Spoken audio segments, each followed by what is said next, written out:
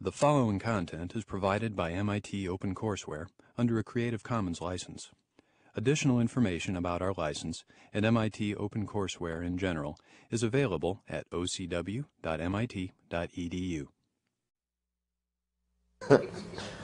We have a nice day, no?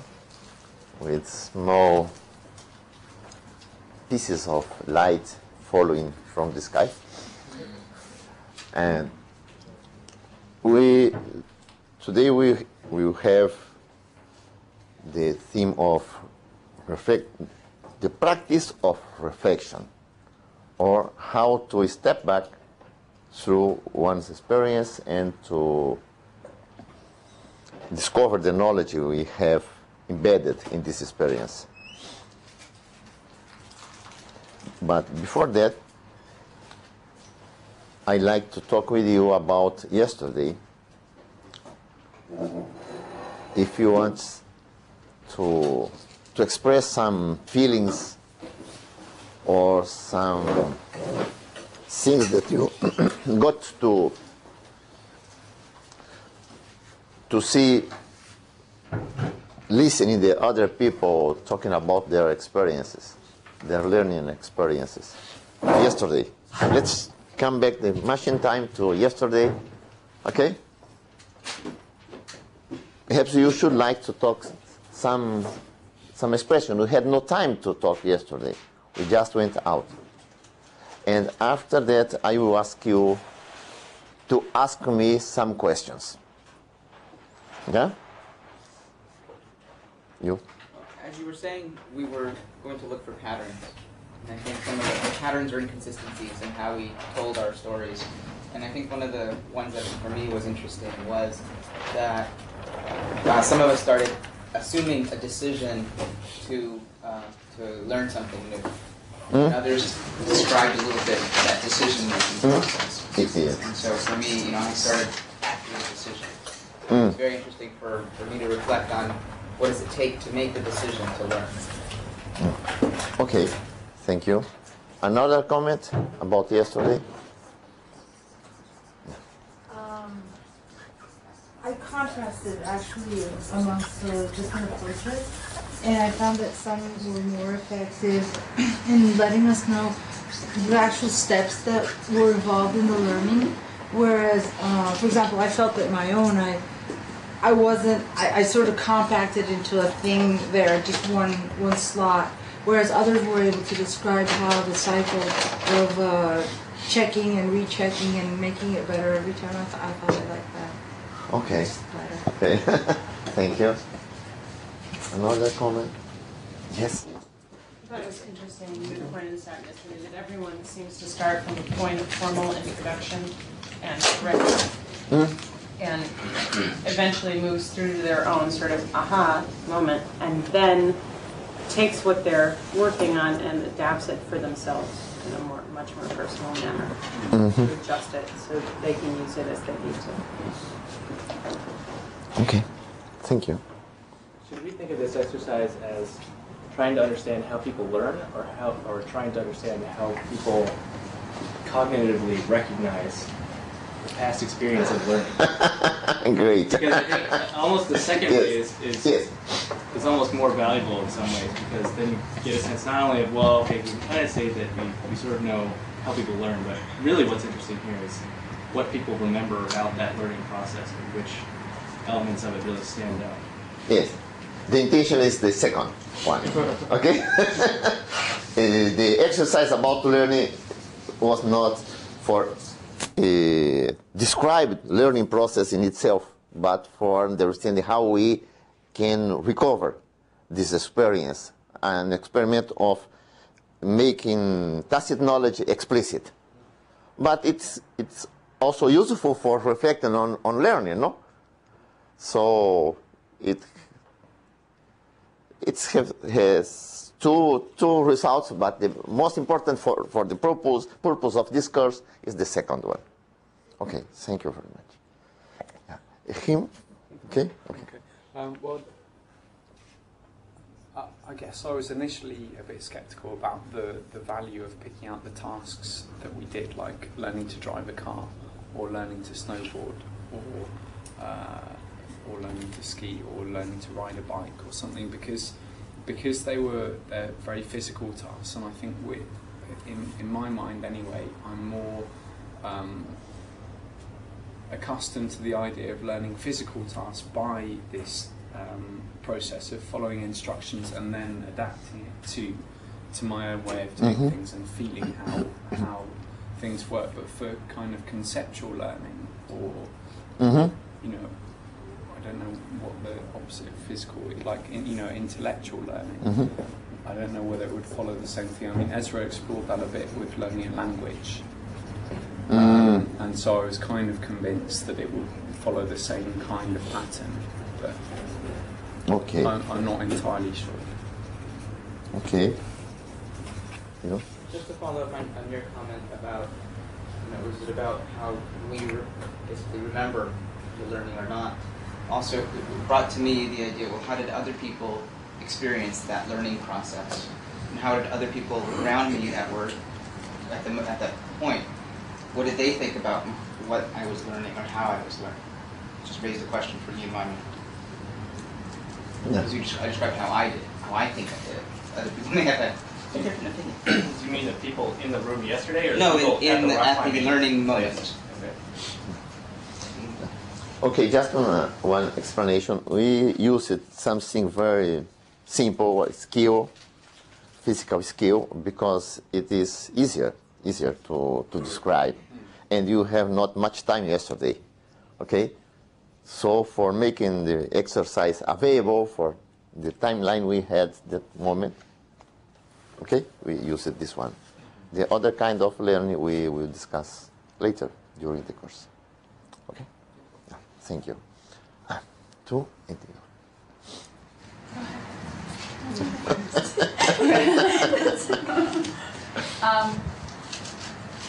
my question is, some people did describe the process of learning, and some people not only describe but thought about how the process developed.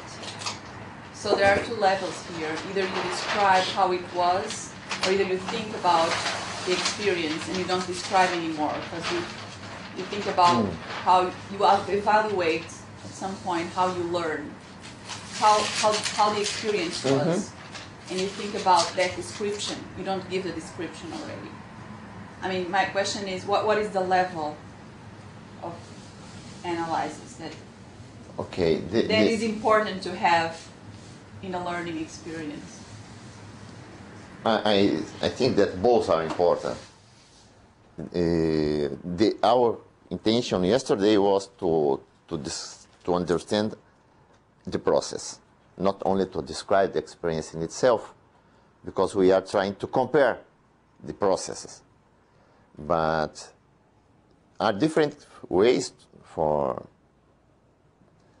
to express the experience one have. Some people are much more descriptive about the whole experience and not necessarily showing the steps in the process. But we asked you to identify steps, in the process, just for making easier to compare. Okay. Taking from Maria, that's what I thought. There were varied levels of analysis and experiences. Some actually were more descriptive.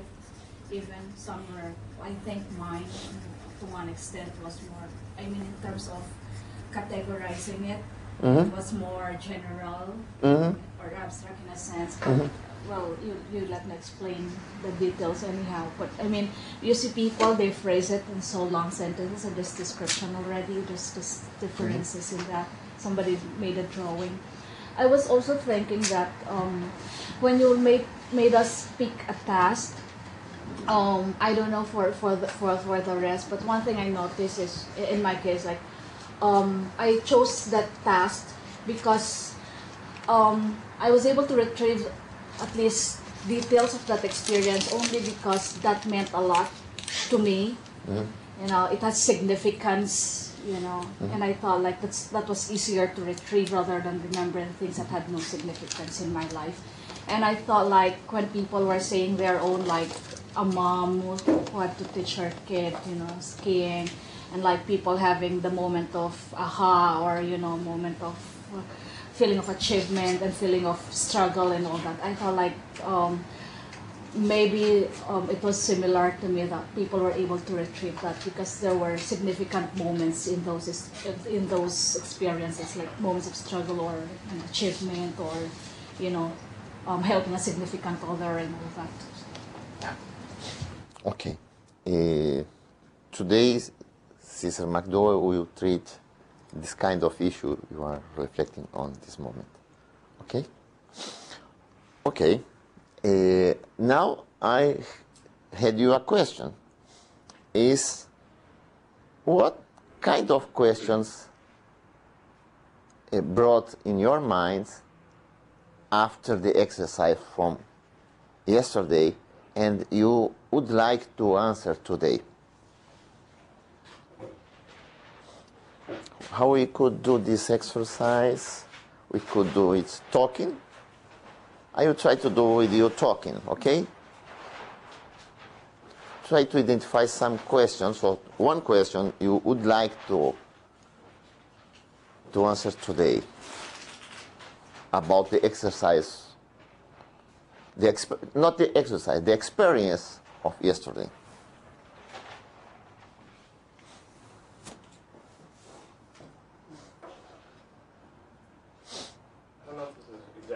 You're looking for, but I wasn't sure. I mean, that was my memory of the experience, but I wasn't sure if that was actually how it happened or not. So I guess is my memory authentic? Okay. Is my memory authentic? Okay. Thank you very much. Do you have any other? Close to authentic. No, okay. I understand. It's the same reflection of René, no? I think the question of authenticity is kind of irrelevant. I think the question is, what do you remember, and how do you remember it, and why do you remember it, rather than was that accurate? I mean, I don't even know how you would determine what was accurate or how you'd ever get back at accuracy after a time period. It seems like what I remember and why.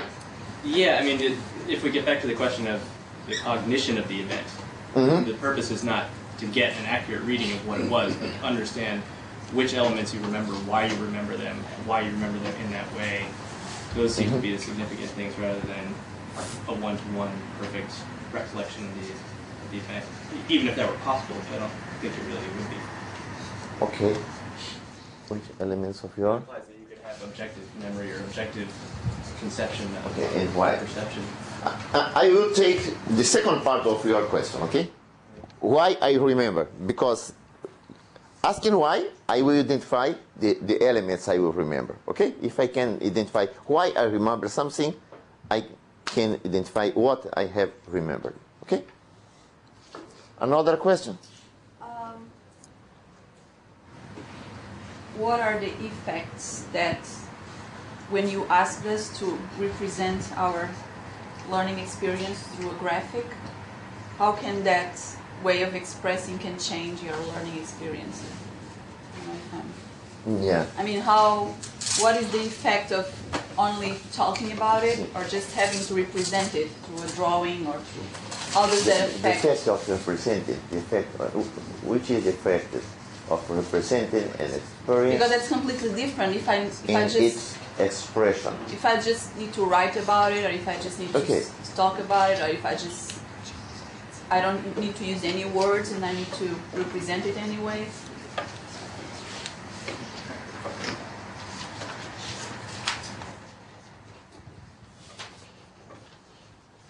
Okay.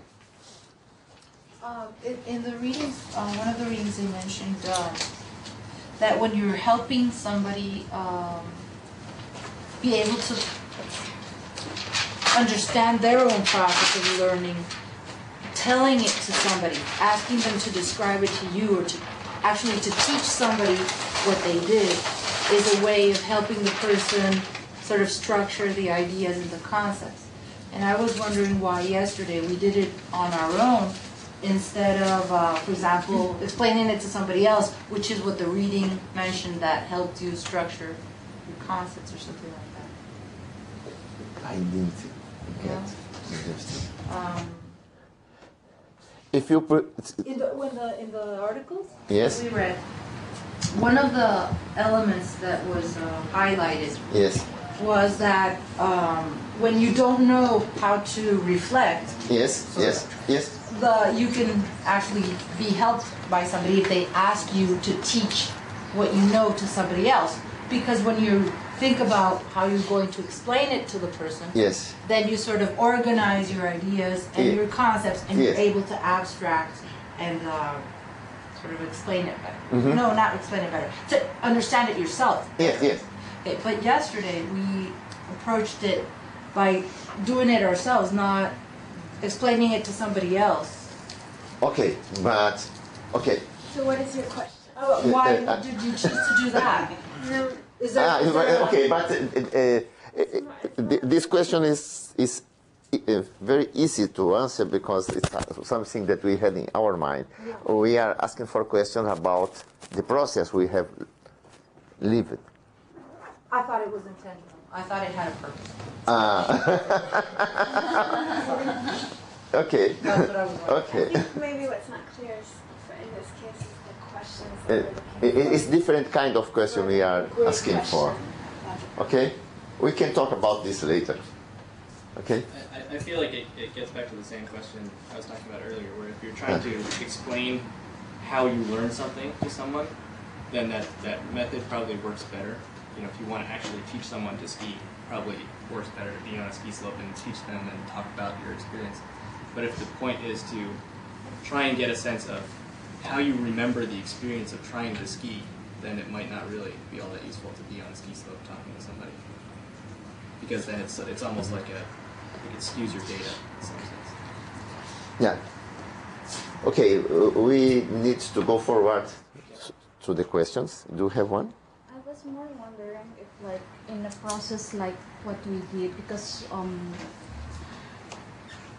I used to do this with communities and even within the organizations I work with, but along the way, I think I got somehow the feeling of getting trapped. That's why I came to study as well, because somehow, you know, when you do things for years, you kind of like, okay, so you know, you've reached a certain point of a learning curve and you need to move and learn something more. And my question goes like, how do you actually move from all this, you know, a certain level of a reflective practice and kind of step up, step on, move on to a level where you can actually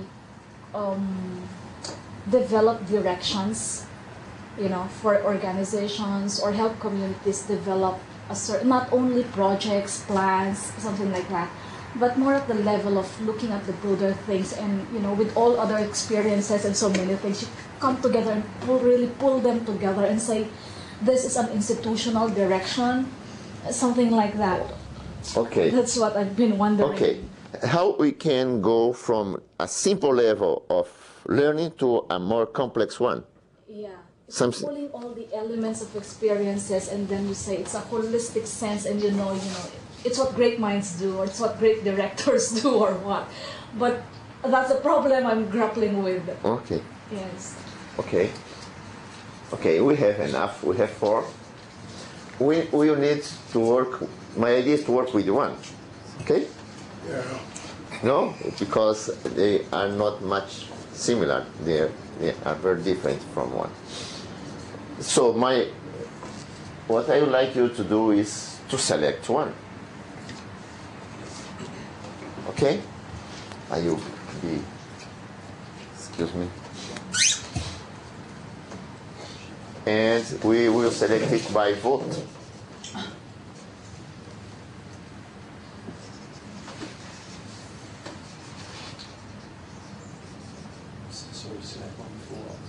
Huh?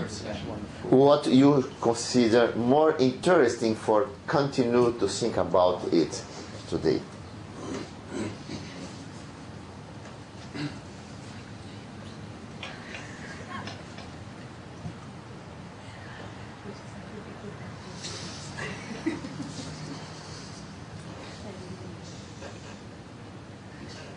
Okay? Ready.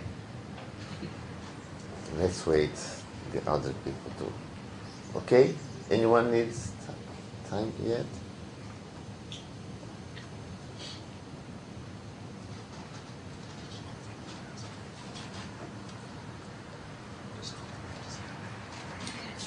So how many people are interested in this course? Yes, this is best. Who are interested in question A? Who? No one. In question B? 1, 2, 3, 4, 5, 6. Question C? No one. Question D? 1, 2, 3, 4, 5, 6. We have 2 questions. Let's see if it's possible to work with them. Yes? Should we try to choose between? Which elements do we remember and why do we remember? How can we move from one simple level of learning to a more complex one? Are very different. You know? Yes, very different. We should select one. Okay? No? We can. Okay. He will conduce the exercise. So, okay. Thank you very much. And now I think that we began a new moment today. And for people who doesn't know him, he's Ceasar McDowell. And he will. I will ask him to present himself. I will present myself. Okay? Actually, would you pass the microphone? Okay.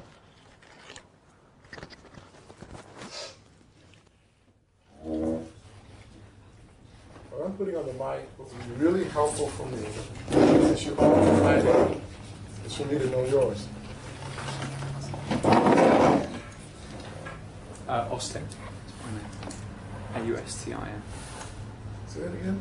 Austin. Oh, awesome. Yes. Okay. Renee Celaya from Care. Jody. Kate Thomas. Keisha. Ronilda. Claudia. Patricia. Grizzly. Ezra. Bob.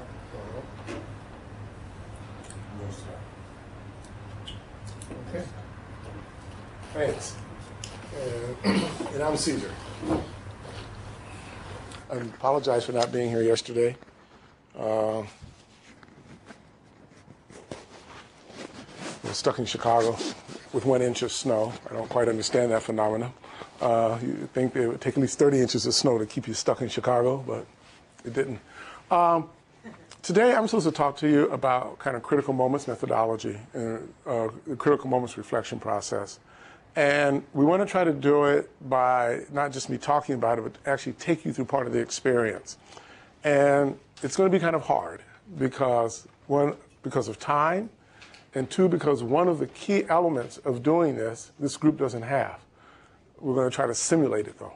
And you'll understand that as I talk a little bit more about what I mean by that.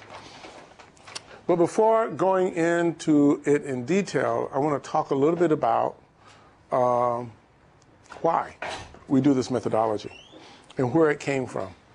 The general idea that we were really focused on when we kind of developed this methodology around critical moments reflection was really came out of work of really looking at what communities, looking at work in communities, and particularly how people who live in a place together, work in a place together, and are trying, over time to improve their conditions, how they actually learn from the work that they've been doing, and how they actually apply that learning. And a couple of things became kind of clear as we kind of started to look at this issue, both looking at my own experience of doing a lot of community work and talking to other people. And one way of thinking about this is that, I'm going to give you 2 ways. One is kind of a way of thinking about it in terms of learning, and another way is to think about it in terms of kind of political processes. And I want to start with the political process. And for me, kind of the internal politics of communities, and when I say communities right now for the rest of the day, I'll be talking mostly about poor communities, marginalized communities, folks who are trying to improve the conditions in their lives collectively within a system in which there's really some disproportionate representation. You know, people aren't really paying attention to. They're lacking resources or other kinds of things in the system that they're in, the society they're in. And one of the things that happens in the context of communities as they try to do that work is there's a really interesting question about how do people hold on to their collective understanding of the experience they've had together. And I'd like to tell this story about how in this country, how different experiences get shaped, and then communities really will adopt a representation of themselves that's not really the truth of what they went through. And probably one of the clearest examples of that in this country is in the civil rights movement. So if you've ever done or spent a lot of time kind of looking at, thinking about, researching, paying attention to the civil rights movement in this country, most of the good scholarship on that, if you want to use scholarship as a term, really didn't start to happen until the late 80s. And from that time, you know, a lot of kind of interesting things were learned that some people who were in the work always knew, but it just didn't become a part of the mythology, part of how people understood it. So if you looked at the movement, the civil rights movement in this country, it really gets capsulized as kind of a story about a couple of extraordinary people who basically organized a disorganized mass of people and called a nation to kind of its own moral obligation to respond to the needs of that community. And that framing of it, which is really the kind of, you know, the great person framing of it, became the framing that in some sense the community itself adopted. By this I mean the African-American community. And you can start to see how that actually became a framing concept about, as people started to think about moving into further decades, about what was wrong in the community. People started talking about, we don't have the right leadership, right? Because we look back at the movement and you say, well, that's what made it happen. You know, it was we had, you know, the right 2 or 3 leaders, and that really allowed us to move forward. But if you go back and you really look at the work and you talk to people on the ground, you'll find out that those folks who were kind of put out in the front as the symbols of the movement, though good they were and great they were not the movement. That it was really, you know, an effort of people that had started decades before that, who had done really small pieces of work that were organized together, that were building together, that made it possible for certain moments to be actually taken on by a broader community. And the difference between those two stories, if you tell well, it's just a great leader or a set of great leaders helping a set of people, you know, basically leading a set of people somewhere, as opposed to the story of this is the fruit of a lot of labor of lots of people on the ground. The difference between those two stories about what it says about the, you know, the efficacy of people are very different. They tell very different stories. If the community starts to own them, right, which one of those narratives they own becomes really important. So we got really interested in what happens in the process of folks when they have an experience together of really constructing their own understanding out of it. And we've developed this methodology as a process of doing that. And the frame of the general frame of the methodology is kind of relies on this point that no one in an experience holds the truth of it. Right? No one really, one person, you know, the 10 of us walk from here to Mass Ave and come back as a group and say, okay, what was the group experience? No one of us knows it, right? We all have a piece of it, right? Because it was really something that happened collectively. And so I can tell my story about what it was like for me and what I observed, and everybody else can do the same kind of thing. And it's this complex notion of what's going on that we think that in the work of communities that we think people need to be able to start to get some grasp of. And so this methodology we developed was really about that, about how to take a set of people who've gone through an experience again and help them reconstruct that experience in a way that lets them identify the things that they think are important out of it, the knowledge that they think is in it, and the learning from it. Now, all that's fine and good, but there's another piece for us that's really important in this, which is that we think people are really interested in kind of learning. They're really interested in kind of what did our past, what did the things we experienced help us know, and how can it inform us about what we go do in the future. And so our process is really organized around these notions of questions, around inquiry questions. And one of the reasons we did this, we'll come back later on today so you can kind of get it. The idea in that is that we really believe that people are driven by questions. People in their work, in their lives, really are driven by questions. They may not necessarily even know how to articulate them, but they're inside of them. There's something they're trying to figure out. There's something they're working on. And so in the process that we do, the first thing we do is actually get people to start to name questions in their work. Our process, we do this thing called, I'll move this one there.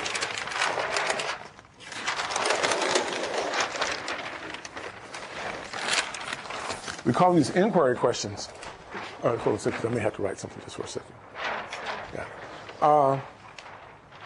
We call these inquiry questions, and the process we use when we do this is to, the process we use when we do the inquiry questions is to ask people something of the following. I'm going to ask you to do a little kind of thought experiment. Imagine for a moment we're sitting in a room, and the people that are sitting in this room, right, you're watching, you're observing, and there's a set of people here, basically from small community in Mississippi, Duck Hill, Mississippi, place where we did some work. 20 people from that community who worked on a school project trying to change the educational system in their community. And they had a 3-year effort they've been working on. They're trying to understand it. And they know they have work in the future. And the first thing we ask the group, and we ask every person in the group to do, is we ask them this.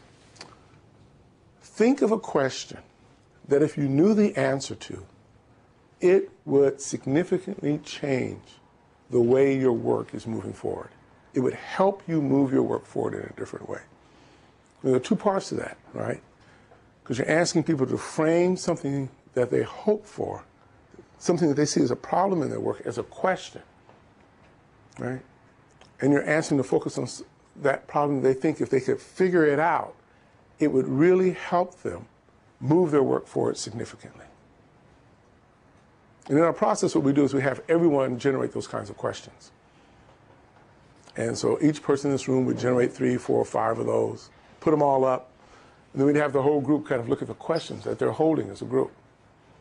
It's kind of interesting when you do this because people don't realize, wow, we're holding all these questions. We've been together all this time. We don't even know that these are the kinds of things that we're really struggling with because we don't really have a process for naming them.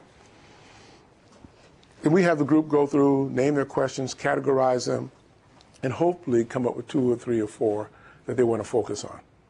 And they'll end up reframing them and everything. And it can take a day, day and a half just to do that piece of work with a group of people. And again, the object here is to move from individual experience to collective, right? To kind of go back and forth between those things. Because our notion is that people are embedded in their own individual experience. And they're always negotiating how much of that they're going to bring into the collective experience. And what we're always trying to do is get people to kind of name for themselves what's true for them, put it out, and then work with other people to create something more common, systematic if you want to. Because most of our processes actually don't do that. Most of the processes we have for doing groupthink actually is what it basically moves toward the mean, right? That's what it tries to do. We try to actually create group processes by finding what's most common. But what's most common may not be what's most important. Right? It could be the outliers. It could be a lot of things that if you don't try to push for as much complexity as possible, you don't get to see. And so we say that if you start with the individual, you have every individual name what's true for them and put it out, then the group can start to work with all of that to try to figure out what it might want to work on or what it might need to understand in common. So again, this inquiry process is people naming questions that they think collectively, that they think individually are really important to ask to make the work move forward. And then all the rest of Critical Moments process is about structuring knowledge and learning to get to the answers to that question. Because there's an embedded assumption in this, assumption in our work, is that most of the questions that we have, our experience actually has already provided some of the answers. And if we had a way of looking at our experience in the world and organizing it, we could start to answer some of the questions we have and actually move our work forward. So I'm going to stop just for a minute to see if any of that make any sense. Was any of it clear? Any questions about it? Because we're going to move fast now. That was slow. I had to give you that little introduction to kind of make sense of where we're going. Good. Yeah, thank you. You mentioned that to look to the community experience to use experience from the past to help us in the future, and about framing how we frame the past experience. Right. Now, there might be new ways to frame that we haven't yet experienced in the past, and how do you bring that into discussions about the future? Really good question, and there are two pieces to that. And when we go through this, we'll start to see some of that. Part of that has to do with, I think when you open up the process of people really kind of naming their experience, you're actually not framing. What you're really trying to do is just getting people to kind of say what was true for them. And in that dialogue that starts to happen with people, it's interesting because they actually do start to invent and open up their framework that they normally think about it. But the other part of it that's very critical is that is probably the hardest, the key part of the facilitation of the process, is how do you open people up to different frames about how they're thinking about their experience. So that's really, in some sense, one of the keys to this whole process. Can I follow up on that? Yeah. And so, but I mean, how... Excuse me. How do you make sure, given that there's a, the experience is limited to a particular group, and perhaps the knowledge base is therefore also limited, and there's knowledge outside of that experience that could help. So how do you bring that? Literally, let's take the example of the leadership of a movement. There was one option is there were a couple of leaders, another option is there were a number of efforts by many people. But maybe what we really need to look at that historical experience is an economics analysis of why it was possible to let that happen. I think what you're raising is a question of, there are two different pieces to this. One is raising what's true and known in the context of the work that the people did. And there's another thing, what other knowledge do they need to include and understand as they move forward to try to do something. And those are two separate things. And this process is really focused much more on the first than the second, right? Because, but it connects to the second because it starts to name things where people realize we don't know something about this. We don't understand why this happened. We know it happened. We all agree it happened. We don't understand why. And then it starts to point directions where they may need to start to look for more outside information or knowledge. There's another part of this, and I hope to try to get to it at the closing, is actually how we actually do such a process with the community, because we have a whole design process we do with the community that also helps us try to forecast some of these issues, which is what's the set of, who needs to be included in the process in order to get the broadest set of knowledge that you think is important for answering the questions you have. So that's another way that we also try to get the same thing. Yeah. Sorry. Just a quick related question. Your comments seem to assume that the people that you're dealing with have some sort of knowledge base that they can relate. They have a physical, personal experience with that particular thing that is the framing challenge. It's absolutely essential. And so what if the problem isn't the human rights movement, but slavery, or the framing of the Civil War or something way back before people's perception? How would you? This process wouldn't be used. That's a historian's question that basically will never get answered and will always be debated. This is really about the work that people are doing kind of immediately on the ground now, and they're trying to understand something from their experience of working together to help inform where they're going forward. Right, but I guess it was just like it was related because you were talking about the civil rights movement, even if it's not physically related to the process that they're dealing with, the way that they perceive that past experience is still affecting the way that they perceive their current experience and their future work. I think yes and no. Yes, it's true if it is a perception that people may have. But what we're finding is that if you kind of go through this process, it's a perception they easily let go of. right? Because one of the reasons people have that perception is they're listening to an outside voice instead of an internal voice. And if you give them the space to listen to an internal voice and name a truth that they know and have that validated in the context of other people, then a different frame comes up. As opposed to, well, it's, we really need this outside. They start to say, well, wait a minute, we're doing this now. We're moving this. This is connected to something. And people have long histories, in communities. You bring all that in, it comes into. Yeah.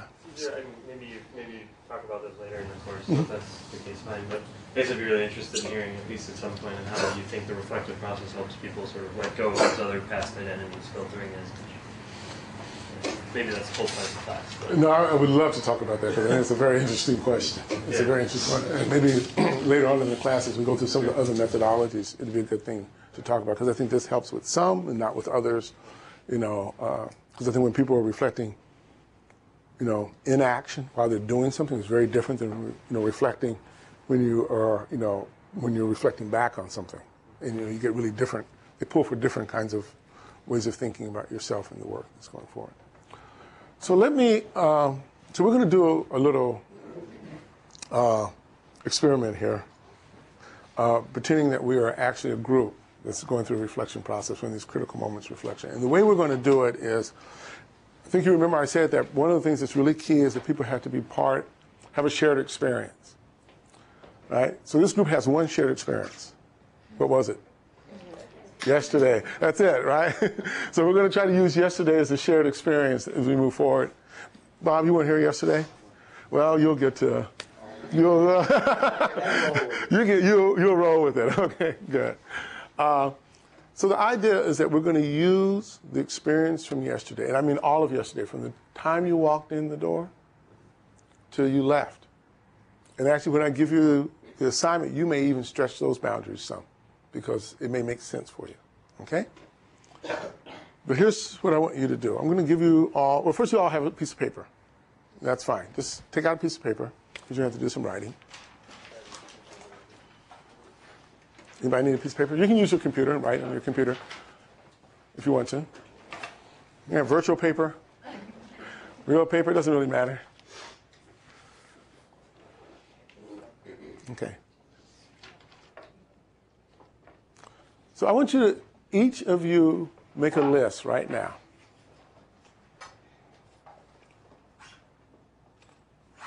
And the list is like this. I want you to name for yourself, in relationship to all of yesterday, not all of yesterday, but the class part of yesterday. And again, you might stress this a little bit when you hear the question. I want you to name for you what were the most critical moments of the day, of that experience yesterday. And by critical, I mean three things. They were events, opportunities, insights, something that happened that for you made a difference in how you engaged with, thought about, or were in relationship to what was going on at this point in time, during that time period of the class. And three things about these critical moments. They can be positive, they can be negative, right? And they can be what we would say neutral, right? And what we mean by something that's positive is just that we say that it had, at the moment that it occurred, for you it was a positive thing. Sometimes you have ones that are negative. At the moment that it occurred, it was negative. Now, you can often go back and say, yeah, but in the long run, it really was positive. We get this a lot in community work. They said, oh, yeah, that time so-and-so got fired, it was horrible. And then, looking back a year later, say, but it was the best thing that ever happened to us. We want you to stay with the negative part of it, what the experience was when it occurred, right? Not how you begin to see it over time. So I want you to list as many of these as you can, okay? So just take a few minutes and just start jotting them down.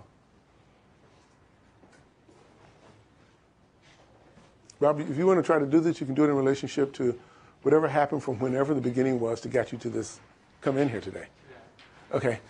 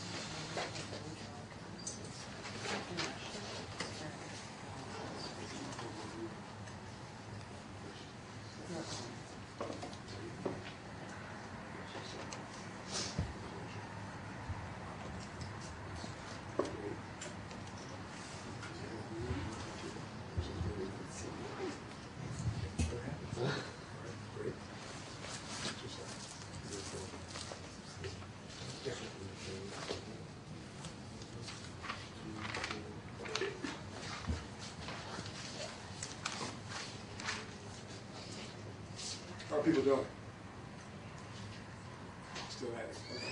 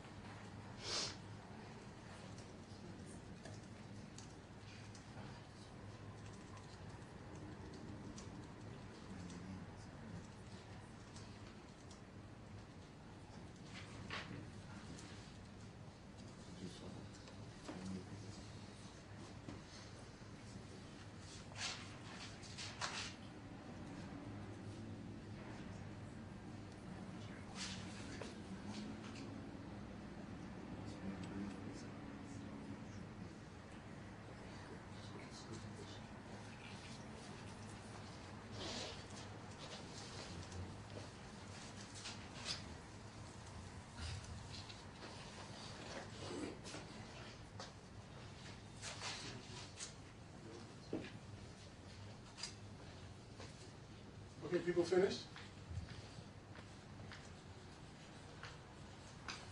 Is everybody at least able to do 3? Oh, wow. Was everybody at least able to do 5? Yeah? Good, okay. So, I want you to take some of these, and I want you to go through your list, if you can do this. If you can't, do what you can. I want you to take your top 3. If you only have 3, then it's really easy. And if you have 1, it's even easier. If you have 10, it's harder, right? Take your top 3, and I want you to put on each one of these pieces of paper, one of them, and I want you to put the following information.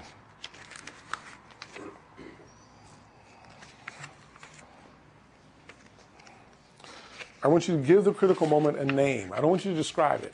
Just give it a name, okay? And whatever you want to call it, just give it a name. It can be funny. It doesn't really matter. It's a device for you to remember it, okay? Give it a name. Put your name down at the very bottom of it, and also put down on the thing if it's positive, negative, or neutral. So plus, minus, or 0, okay? For each one. So on each one, I want you to just put whatever the critical moment was, give it a name, and then, where's the chalk? You want name, the name of the critical moment. You want to know if it's positive, negative, or neutral, and then you also want to know your name.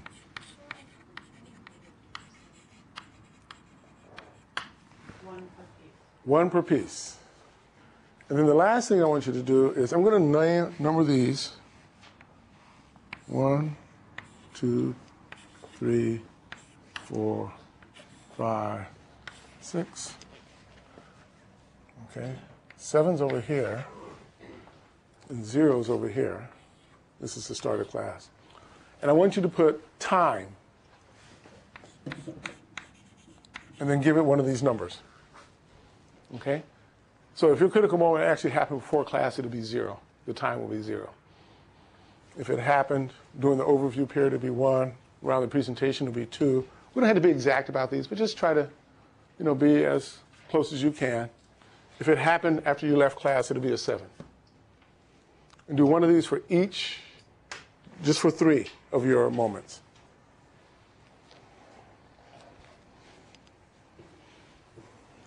And try to write If you need a dark pen, let me know, because we want people to be able to see them. That's why we don't want you to put very much information on there. You know.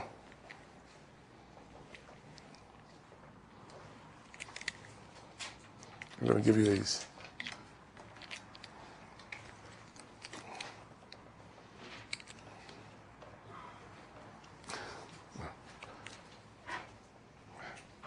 Oh.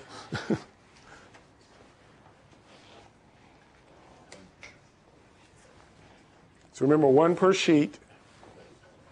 And all you just need is a name of the critical moment. It could just be one word. It's just something for you to remember. Whether it's positive, negative, your name, you can just use your initials if you want to, and time.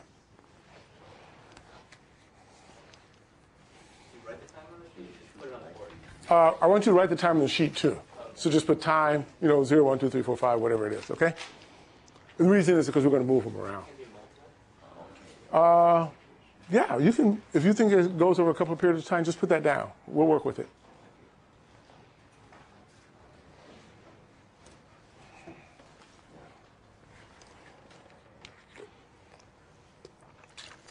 When you get yours finished, I want you to do the following. I want you to come up here and just paste them on the board.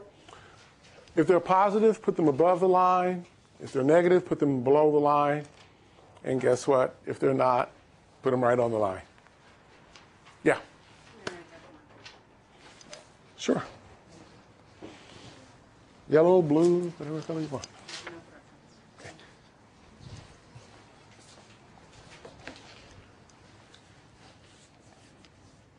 So yeah, when you're finished, just take them up and stick them up there in the appropriate time space.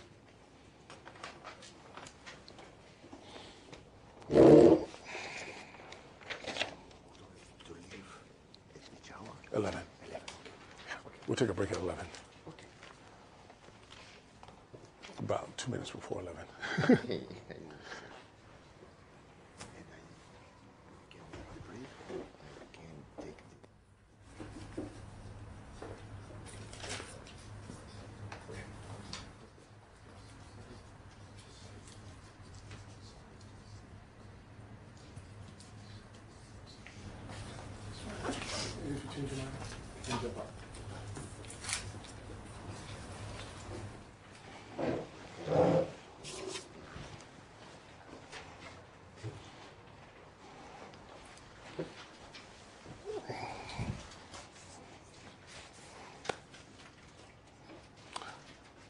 Actually, Bob, I think if you have one or two that are on the outside, it's fine. Just put them up.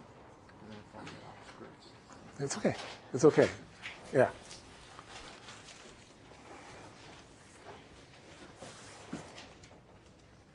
Go ahead and put them up. If you got them written out, just come put them up.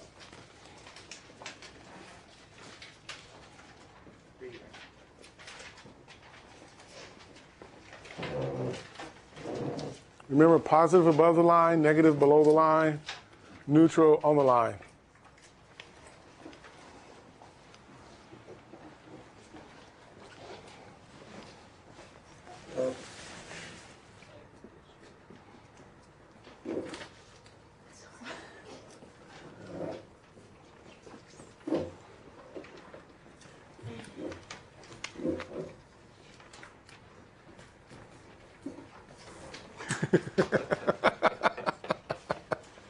No problem. A piece of tape. Yeah, thanks.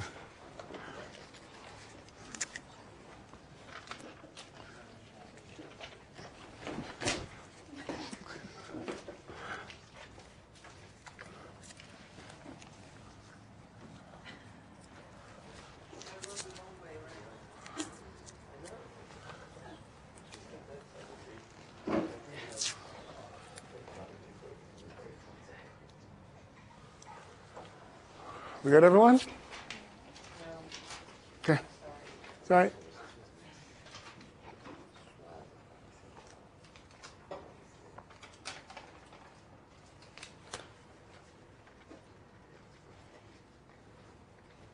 Any more? Okay.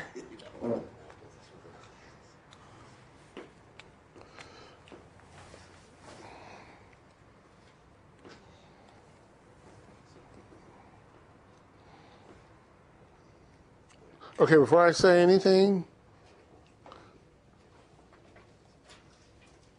just tell me what you see. Not what you're reading, what you see. Everything's happening around 4 and 5. Most of the responses are people could think of more positives than negatives. So rather it's 4 or 5. So most of the critical moments are actually around the experiential piece. What else?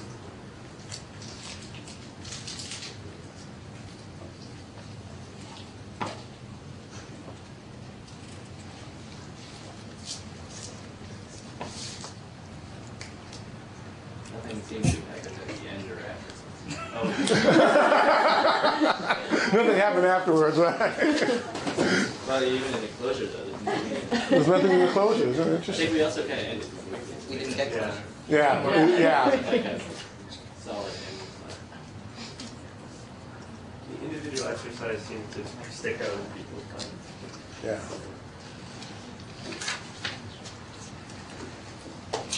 Nothing much happened during break either. I actually thought that was interesting. Nothing happened in the break. I know the reason because coffee areas so far there, but just So it doesn't. It's not conducive to anything happening because everybody has to go separately. Yeah. Very interesting. There are not a lot of neutral and critical moments. Yeah, it's either positive or negative or. I mean, it's hard to understand what is neutral for me.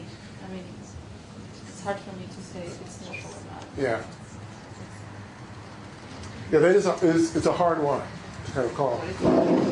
Sorry. When you're talking about critical. Exactly. Okay. So I'm going to go through these real quick. Okay? Actually, no, I'm not going to go through them. We're going to start with Ezra. Ezra's going to come up here and just real quick, tell us about the ones you put up. So the first one was just class sign, because I saw the sign, and I'd seen the thing on the website before and thought, oh, that was interesting, but that was weeks ago, and I'd forgotten about it and thought I'd missed it. Saw the sign and went, oh, wait, I haven't missed it. It's tomorrow. I should go. Bang, I'm here next day. So that's obviously positive. Rethinking my work. This happened throughout the day, but I sort of put it in two because I really recognized it, particularly as I was introducing myself. I introduced myself, and then afterwards I rethought, and I was like, is that really how I should be introducing myself? Is that really the work I'm doing? Is that the work I should be doing? All these sorts of questions coming up in my mind, and part of it was just, the framing of both what I do and also, you know, the actual doing of what I do. So that was obviously that's a positive and a negative in some ways, but mostly positive. And then this was more just about thinking about the way that I wrote up my particular learned skill. I just realized somewhere in between actually doing it and talking about it, I recognized that a lot of what I remembered about that event, and that event was actually something I had done reflection on and was something that was fairly a pretty big moment in my life, so it wasn't like just a minor event that didn't have a lot of meaning, so maybe that was why. But for me, I realized how much psychological affect played a role in my cognition and recollection of that event. How I was feeling during that time frame was just so important in remembering that. So I thought that was interesting. Who wants to go next? Just jump up.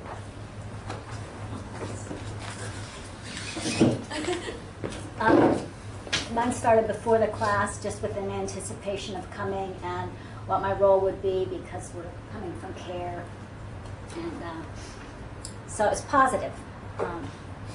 And then the next was a frustration related to the individual exercise and trying to come up with something I had learned that I could relate, you know, in that moment. And then the next came kind of after everybody had presented, and I was thinking about how I had presented mine, and realized how I would have done it differently. Made it, thinking about that experience. Mine was when I entered the class and I saw a very diverse group age-wise. I was like, yo, this is good. Yeah. Yeah, I like it because compared to my, classes for the class calls, like we're all like, so I felt like I needed a diverse group with, and then during the exercise presentation, when a mom actually related the experience skiing, I was thinking like, okay, learning never too late, because I suddenly realized that I'm in my mid-30s, and I thought like, I suddenly realized that fear can creep. I'm capable of fear, that there are things like, can I learn this thing yet? I was like, oh no, so when she said that, I was like, oh, I feel and that's why I think the diverse group also tells me that. And after Justine and Ezra actually, and I went to lunch. I actually went first to my dorm, National, but it was cool. I was thinking like I probably not go and join the guys, but then it's very Asian that you don't. If you say you go, you just don't show up. So I went there, and like they were talking of dump truck diving, and honestly, that was something new to me. Dump truck diving in the U.S., he said, and I said like, what is that? And so I asked like, is that some sort of a scavenge thing? But it's it has sort of that, but it has differences in the developing countries, And also, it was for me like it's new learning, and I feel lost for the past months because I'm new, and so it's like I'm learning how things are here in the U.S. Is that the same thing as dumpster diving? Oh, please! Like you've never been dumpster diving? I don't know what that is. It's when you have a business that puts a dumpster out back of the business and they discard things like, say at the nursery, they discard their plants that are bruised or things like that. Or your neighbors are throwing away their furniture. Damaged goods. Yeah. Where I come from, the women jump in the dumpster after the flowers. I thought the most important was walking into class. I guess it's sort of obvious, but the rest made the rest of the day possible. I was really interested in this. That was positive. I thought listening to just hearing about Schoen's conception of reflective practice was really pretty cool, so I put that up there. And I just thought it was really interesting that we had sort of the same task, but everyone had a very different way of approaching it, thinking about it, representing it, and which I guess gets to the point that there's different sort of cognitive processes going on all the time. So.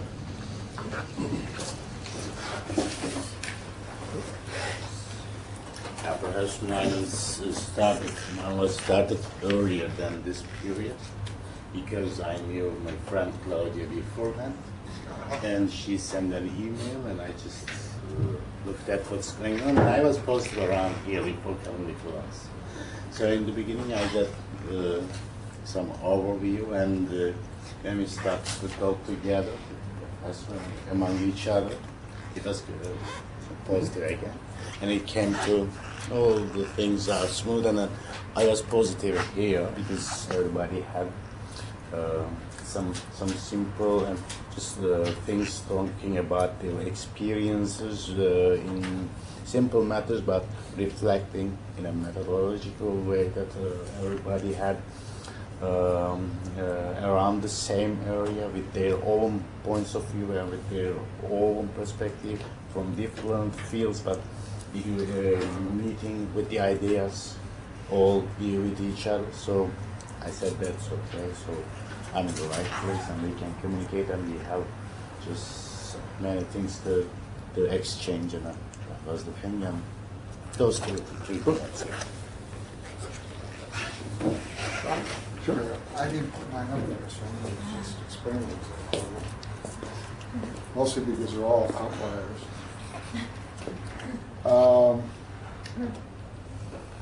All of this started with, I'm going to go way back. A couple of meetings I had with Claudia I work at the IDB in Washington. And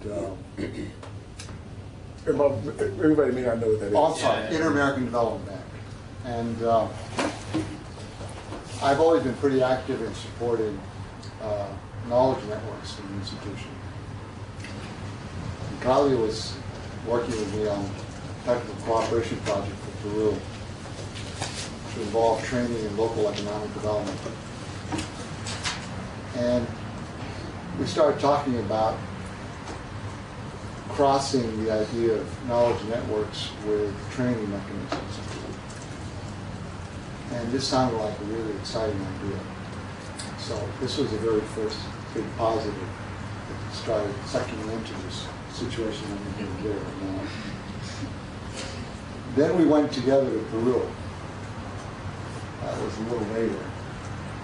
I put 0 minus here. This is controversial. This was a confrontation here between Claudia's effort to try to implant communities of practice and convert it into a mechanism for capacity building, and my efforts to insist that we get solid knowledge deliverables. I mean, after all, that's kind of what we do in these big organizations. We have to get deliverables. And the idea of just having a community of practice that didn't deliver something just had us going like crazy trying to come up with a solution here. I don't know if we finally did come up with a solution, but Claudia then insisted that I should come up here and understand methodology a little bit better.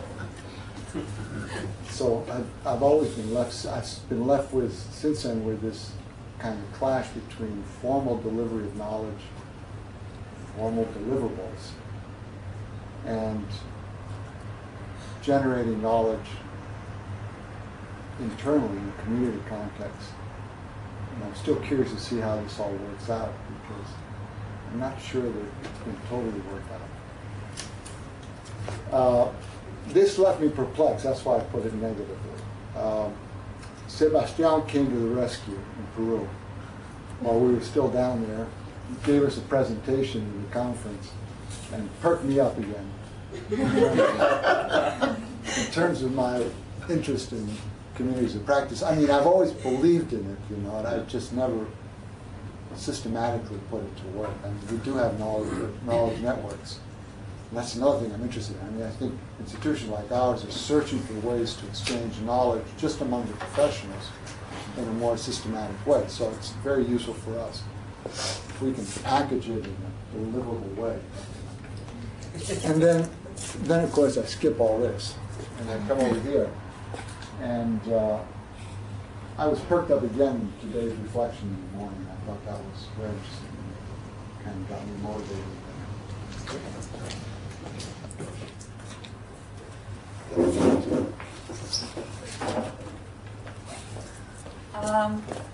My first critical moment was to make the effort to organize the ideas to my presentation. It was hard at the same time, but I think it was a positive thing to get you organize your own experience and how do you actually communicate it to others.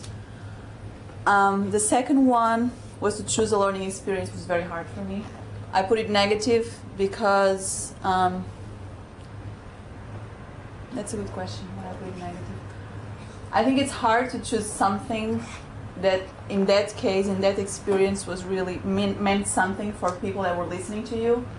I think I thought that I had to choose something that meant something for the others and not so much for myself. So I don't think I put it in the right way. I should have done it the other way around. So that was a negative thing. And comparing cognitive analysis also was really interesting, and to see how different people have different ways of looking at their experiences. So.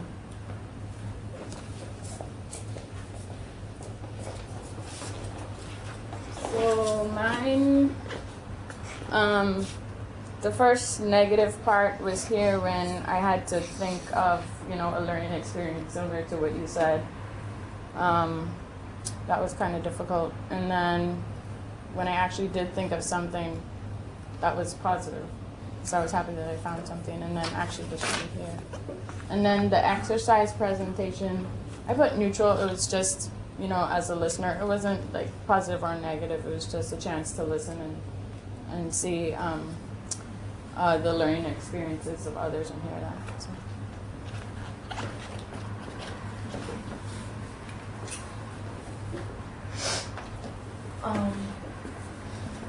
My critical moments just reflect about what I'm thinking about right now.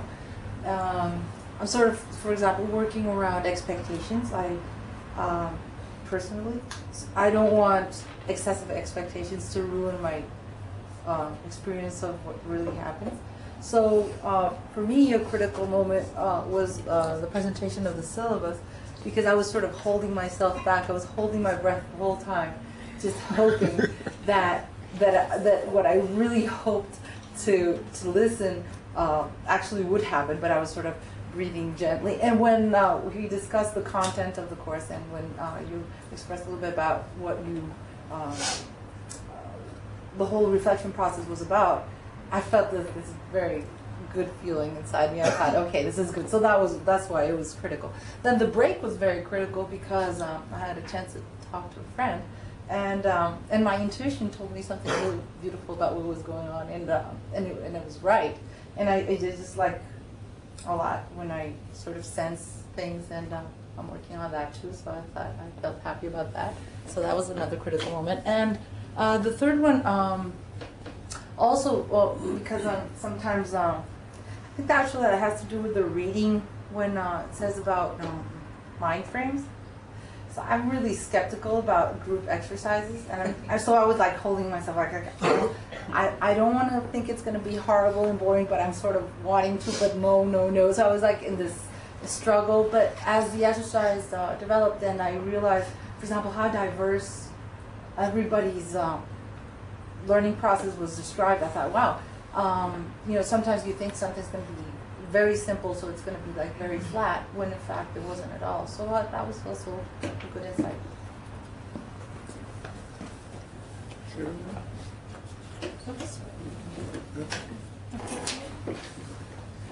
Okay, so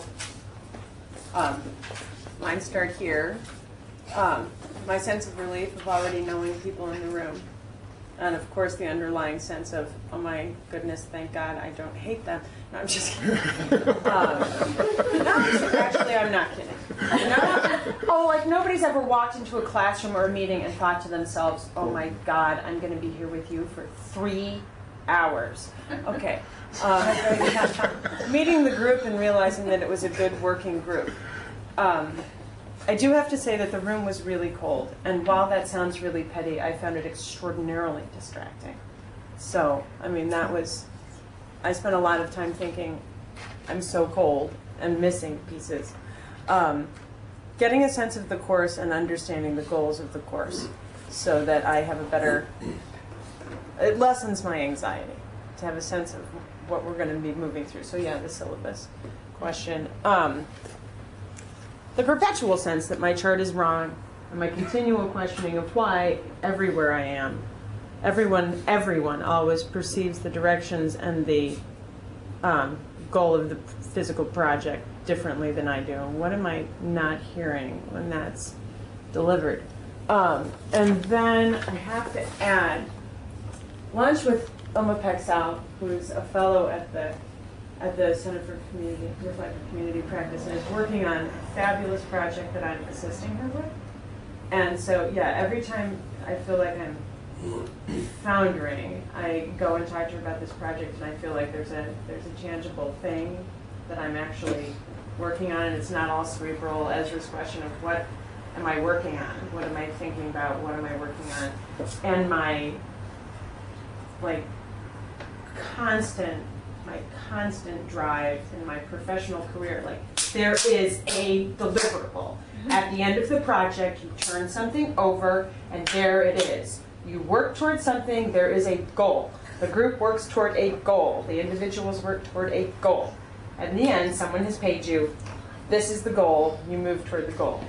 And so, you know, I'm committed to that deliverable. I'm having a hard time letting it go. And I don't necessarily think releasing the deliverable is a good idea, but maybe how you get there and how you think about it differently. So here. Cool. I think I'm actually having a similar conflict coming from a large institution about what I called here professionally rationalizing reflective practice. In other words, what is the experience itself, and then trying to get something out of it from a professional approach, and whether there's conflict there or whether there's going to be a possible marriage there that can actually get something practical out of the experience. Exercise, absent memories. The list of things that I was supposed to remember, I didn't, and then I was wondering why, and that's still a question about, I think, one of the questions that we're going to be talking about. And then during the exercise, in actually remembering, one of my little aha moments was about how the learning that I thought I was trying to describe, which was rock climbing, ended up, I understood it differently during the practice, because what I had perceived as reaching the top was not actually what I was trying to learn, but was how to climb, moving from step to step, which is what I was really learning. And that was a little aha moment for me.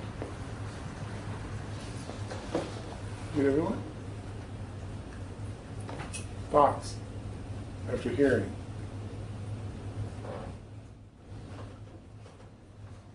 Despite the way that they're expressed, they're not disparate.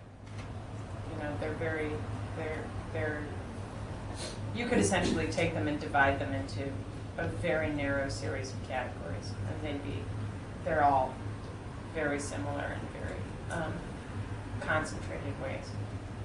So you see it like 3, 4, 5 themes that really all this is represented in. Yeah. Yep. Most of the negatives seem to be almost physical reactions rather than cognitive, intellectual aha moments. Mm-hmm. Yeah, that's an interesting question. Like, why is the concentration of negative response around being asked to think about something you remember from basically a long time ago, except for I think rock climbing and or skiing. Well, things you're thinking about backwards and having to process what you were doing about those.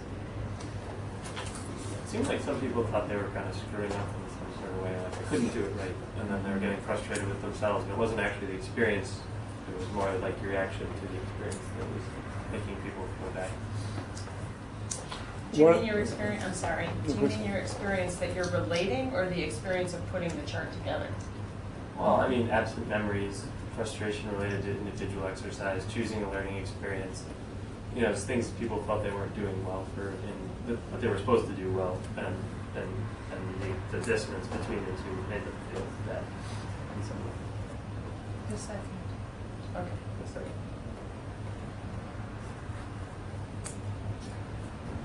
One of the things that I kind of attribute that to is that unlike other situations when we do this exercise, you all don't know each other. And yesterday was your first time together as a group. And so when the idea comes of doing something in front of the group, all kinds of things gets triggered for people, right? Some people get, am I going to get it right? The performance anxiety, a whole set of other things come up. And when we do this with people who've been working together for a long period of time, you usually don't get these kinds of reactions. You get what ends up on negatives are things that actually, kind of happened in the work that people can kind of say about what its impact was and what they were trying to do, and so on and so forth, or at least from that person's perspective. So I think this is much more, an artifact of that this is a group that only came together. This is a reflection of the first time being in the room together, even though we didn't hate anybody in the room. Still, you have this kind of odd things that are about the dynamic in the room that I think start to get represented in here also. It's not good or bad. It's just I think what it is. Yeah. Well, similarly, it seemed like all these moments were extremely individual. So I'm wondering if that is something that is again, related to the fact that we didn't know each other, we don't have a lot of group experience. Well, it's interesting. They are extremely individual, and if we were doing this, we kind of transported ourselves back to this little place I was talking about in Mississippi, where people are sitting together reflecting on the 3-year experience they have. Almost everything people would put up would be individual, because what you're really asking them about is what was critical for them. Now, it may not be something related to them, right? So, for example, one instance when we did that kind of reflection was somebody saying, you know, when, I can't remember her name, but when this particular person showed up at a public meeting, that was a critical moment for that person who was reflecting on it, because that person showing up said a lot about what was going to be possible getting other people, you know. And so it was just named as a critical moment, you know, just staying in their own personal experience. So I think the fact that these are really internal that way is, again, the fact that there's no work experience with this group together to be able to kind of start naming things that other people may have in common. The only really experience you have are just these particular events. And so people can come together and say, well, these events, you know, this particular part of the event, the presentation, yeah, there are a lot of things that we all saw in here, and that was, you know, kind of really rich for us, some positive, some negative. But it does play out a lot different when you have people together working over a period of time and working on the same kind of thing, that they start to name things in the work that really had impact on them or really were critical to them. So it starts to look very different that way. Though you also get very personal things up there, too. You know, you get very personal things where, you know, somebody says, I decided to get married, right? And you think, oh, that was, you know, a personal thing for you, but they are able to understand the impact it had on the project, because I started to do other things. You know, I had other interests, and I started to drift away, and that had some impact on the work going forward. So it can be some of both that way. Yeah. Just a reflection that having sat through this exercise at CARE with the design team, and having the same feeling then that I have now when we sat back and looked at all the critical moments, how they clustered, and that feeling of sort of a unity with the group that actually kind of had the same feelings, as, you know, but not knowing, not realizing it at the time. Yeah. It's kind of a reaffirming, like, okay. I wasn't in the same room with these people, right? I wasn't in another space. So I'm going to take you through, when we do this experience with people, and again, we're going to try to simulate it, and I have to take you back to a real world experience also in order for you to try to get the full meaning of it. But again, what we're trying to do is map out all the different perspectives people may have had on an experience. Again, we've pushed it into one day, kind of one 3-hour event that you just had yesterday. But you can imagine if you were doing this with a group who've been working together for 3 years or 6 months, this becomes a very detailed map. And the one thing that happens all the time is every single time we've done this is that the people look at this map and they're actually astounded at how complex their work is, because they never see it that way. What they see it is from their own experience, or for what gets named as a collective experience, through, notes, minutes, and things, that everybody participates in. Like we did a civil action, we marched on so-and-so, or we did that. Those kinds of things people see as, everybody kind of names and see it, but they don't see all the little pieces, right? And so then when you start to name out all those little pieces, people realize just how complex their work is. And that complexity of their work gives them a real sense that, wow, there's something, we really do know something. There's something going on here that we really can understand better. And that might be able to give us a lot more information about what we're trying to do in the future, because we don't really understand it all. We haven't been paying attention to all of it enough. And so it starts to get them thinking about, well, what might we know? Which of these experiences and these moments that we know can really help us understand where we're going. So after we do this process, what we normally do is come back and we go to the questions. Remember? When I told you the process we normally have people go through is a process where they each say, they answer that hard question of, what's the question that if you knew the answer to it, move your work forward? And every individual does it, and then you put them all up, and then the group tries to get it down to 2 or 3 questions, right, for the group. So now the group is holding 3 questions that they think if they knew the answer to, it would help their work go forward. Now, we tried to simulate this morning. I'm not sure how well it's going to work. We may just have a crash and burn here in a few minutes, but we'll see. Because there's not enough complexity in the moments here to do this. But normally what we would do is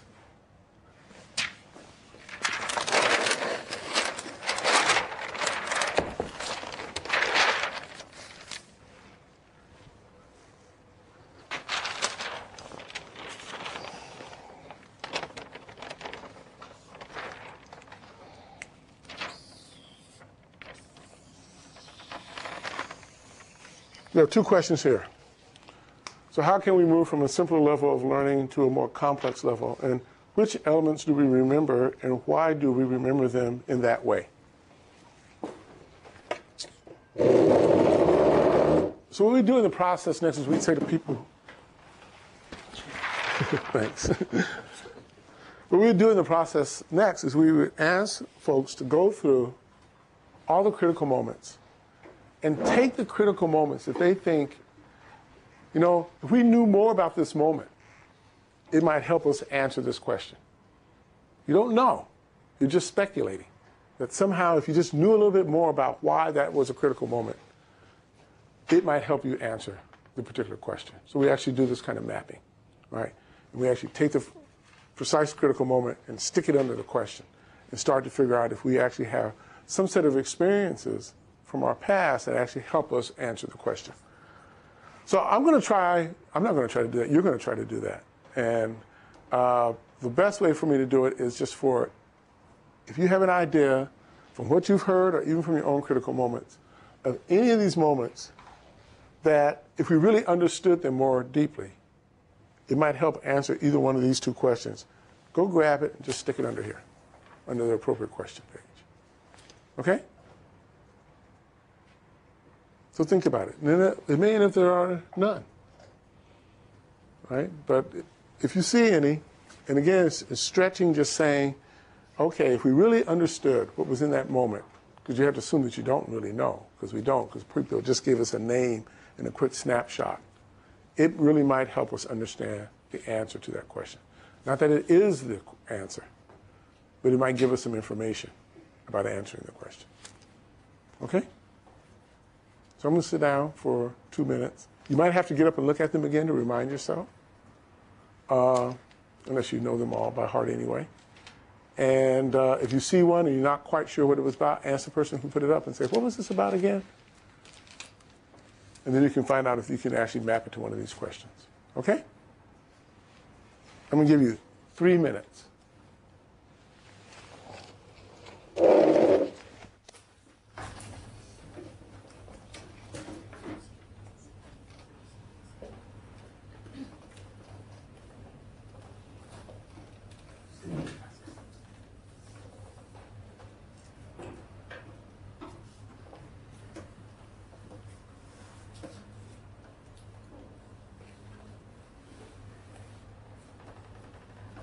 We can take anybody's or just Anyone. Yeah. Anyone. You know, just grab them. And don't touch anything else's work.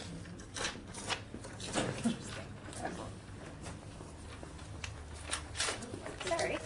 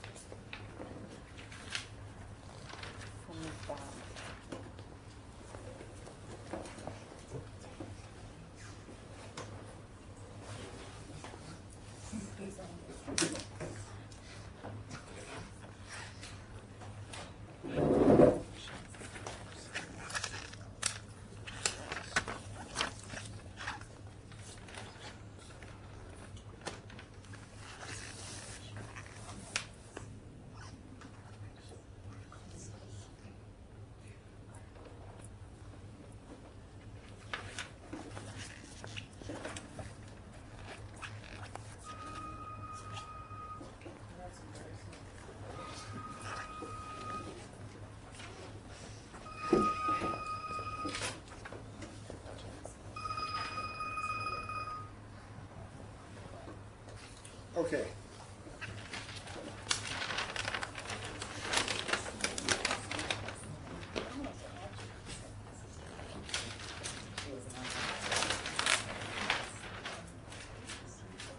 Now again, remember that we really are simulating something here, and we don't have necessarily all the deep structures that we need to have in place. But the idea here is that you named this question that you're really interested in learning on. How can we move from a simpler level of learning to a more complex level?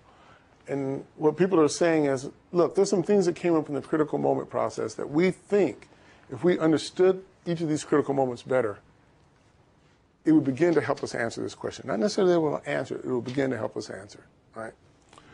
If you think of this in the context of a community, for example, that's struggling with a particular issue, trying to do some work, and they say, well, you know, their question can be, think of one that came out of a particular community, which is, how can we build stronger multicultural coalitions without losing our own particular racial identity, right?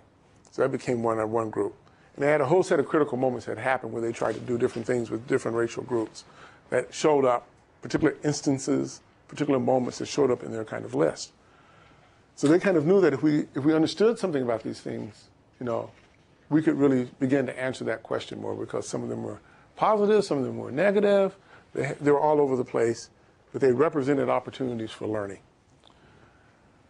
So then the next stage for us in this work process is to get the group to kind of start to do a process of which of these do they think is most important. But in order to know that, people need to know more about each of the critical moments. Now, this won't work as well today in this process because these are so particular and they're not shared. But what we would do is we would start then with each one of these and say, okay, let's get more information about this one. When did it really happen? Who were the actors involved, right? What's the kind of element of the story from the people who were here, right, that were there, you know, at the time that that moment happened? Because right now, each of these are very individual. But if you were doing this in a community, one person may name a critical moment, but you know, 4 or 5 people may have been there when it happened, right? So then they're going to start to fill out, okay, let's think about this moment for a little bit. Let's think about, you know, what's it about?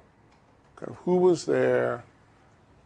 Why do we think there's something in here to learn to help us answer this question? What made you put it here, right? So the person who put it says, I put it here because I think this is how it's going to help us learn that lesson. And we try to get more information about it. And we do that for each of these to try to then have the group put some priority around these critical moments, around which one we think are most important for helping to answer questions all the way down. And then for the ones that are most important comes the hardest process, because we still don't know anything. We just have a pointer in a direction that says, that's an interesting place to look. And so then the next question for us is, well, if we really want to understand this moment, we ask the question, who needs to be in the room? Who do we need to gather around us in order to systematically really look at this moment? And so then we start naming the question, you know, start naming who are the people that were there, what are the things that influenced it? What's the perspectives that actually need to be sitting in the room to look at this critical moment in order to really understand it? You know, how are we going to tell the story of this? Sometimes when you do this, the people who are gathered at that meeting, at that point in time you're doing it, are the people who can do this. Sometimes they're not, which means you have to convene them another time to actually do that kind of learning. And then when you convene them, you bring them, you know, you have to bring everybody back again. But one of the things that happens is that what we do is we take a critical moment, you find a set of people, and they, you know, who are able to say, okay, we are, we're going to look at this, getting a sense of the course, right? Because we think this is really critical for understanding it. We find out all the people who've had this similar experience or are part of this experience. We then do this structured process for telling the story of this event. And our process is one that gets people to kind of lay out what's the terrain of the experience. I don't say the facts, because we don't know if they're facts or not. They're just the terrain and what people experience, and it's what they kind of know of it. And then we have people do a process of really trying to do their own analysis of that experience. Like, why did the things that happened in that experience happen? And they try to really understand what was happening in that experience and why those things happened. And then what they think the implications of that are for answering the question. And that happens in a small group. And then that group, once it does that, comes back to the larger group and presents what they think are the details of the story. They present the analysis of the story and what they think the implications of that analysis are for answering the questions. And then we use a full group to actually interrogate them around their analysis, to really push them on if their analysis is really accurate or is it just something else, and what are the other pieces of information they're missing that might be really important to include. This gets back to your question. Well, there's some really economic things that might have been going on, trends that you weren't paying attention to, and that's really what's going on as opposed to what you think is going on. But it's really to try to deepen their kind of understanding of this question. And then after you've collected as many of these critical moments as possible around the question and the analysis of them, you go to the last step is, so what difference will this make in our work? Given what we think we've learned from our own experience on this, what are the steps that we're going to take to do something different? What's the impact it's going to have? How are we going to organize ourselves differently? You know, what are we going to do over the next 3 months, 6 months, or a year differently based on this new knowledge? So that's kind of the general process, kind of really writ large or writ small. And we have to, when we do it, it takes anywhere from 3 days to 5 days to actually do it with a group of people, because it's very intense, it's very deep, it's very methodical, and it takes a lot of time to reconstruct experiences and check in on them and to really work with it. The thing that's fascinating for me when we do this work is how absolutely adept people are that we don't think are at actually doing really critical analysis of their own experience. You know, the skill is there. People actually have the aptitude for it if you set up the right conditions to really kind of push and to really be critical of their own experience and to really both be practical about it and abstract from it also. With kind of abstract, broader lessons from it. One other thing I want to say, just real quick, is one of the reasons we do this thing about all these little things like put down the name and plus or minus and the date and the time and the who, is that when we do this timeline, again, almost every time we've done it, I can say actually every time we've done it, the group that we've done it from never had such a timeline of their experience. They've never recorded. They didn't know it. And so this becomes really valuable historical information for them. So we actually reproduce it back to them, you know, in a timeline that they can actually look at and hold on to for just trying to understand something about where they've come from and where they've gone. Yeah, Bob. I guess the doubt that's crossing my mind right now is this tend to work most effectively when you focus the exercise around a particular single experience? Because one of the problems that I've had with this is trying to channel it to the deliverable is how can you,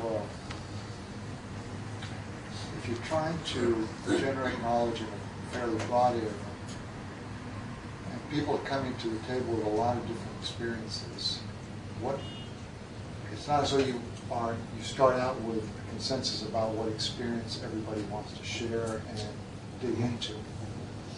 So how do you start grouping it around something that becomes meaningful and useful to everybody in the group?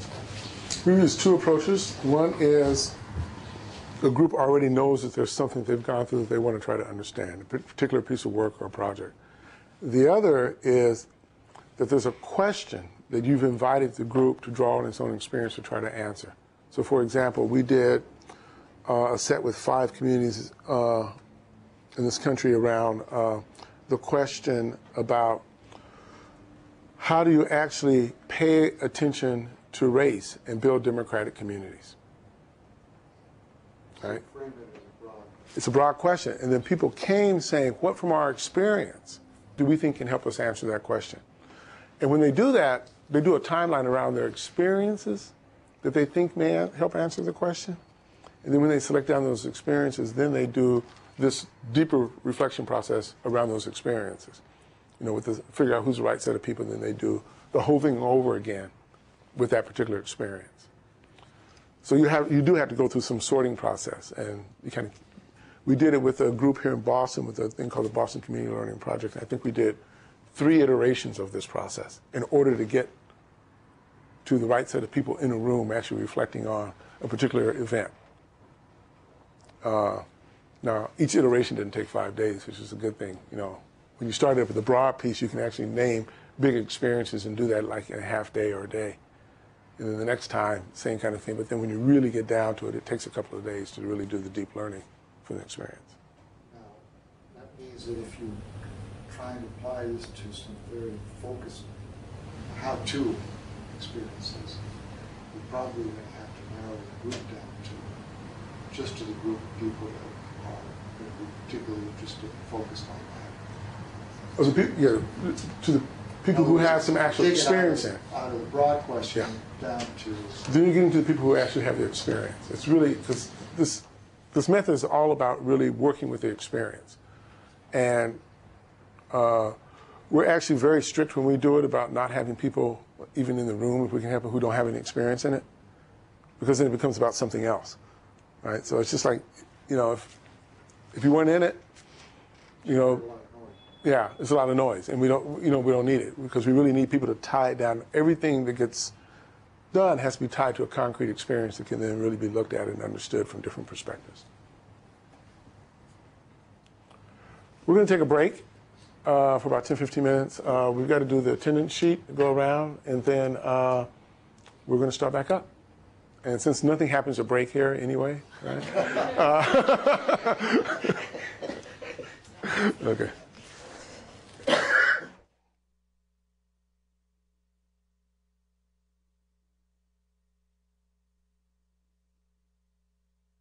Finishing call, and I'd like to talk with you about some concepts of the methodology and which is the rationale that the methodology has. The first thing is that one is everything begins with one question. The idea is that the question is something like a compass that will orient us as in the effort for looking for meaningful parts of our experience. It will help us to select what thing put attention in the effort for reconstruct the experience. This is the role of the first role of the question. At the end of the process, we will come back again to the question. The second element and assumption of this methodology is that we know much better the part of the experience that we live it directly. And if we are very tightly related to the meaning of the experience for ourselves, we are much more concrete. We are more real in our description. This is important to avoid rationalizations. we can explain one experience in a way that we feel easier for us to think about the experience. But this way to describe the experience not necessarily is the best way to get the knowledge from the experience. For we be obliged to be more realistic in the reconstruction of the experience, is that the experience is based on the personal experience I have.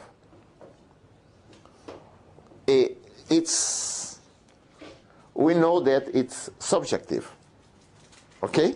Because it's the way I felt in the experience, okay?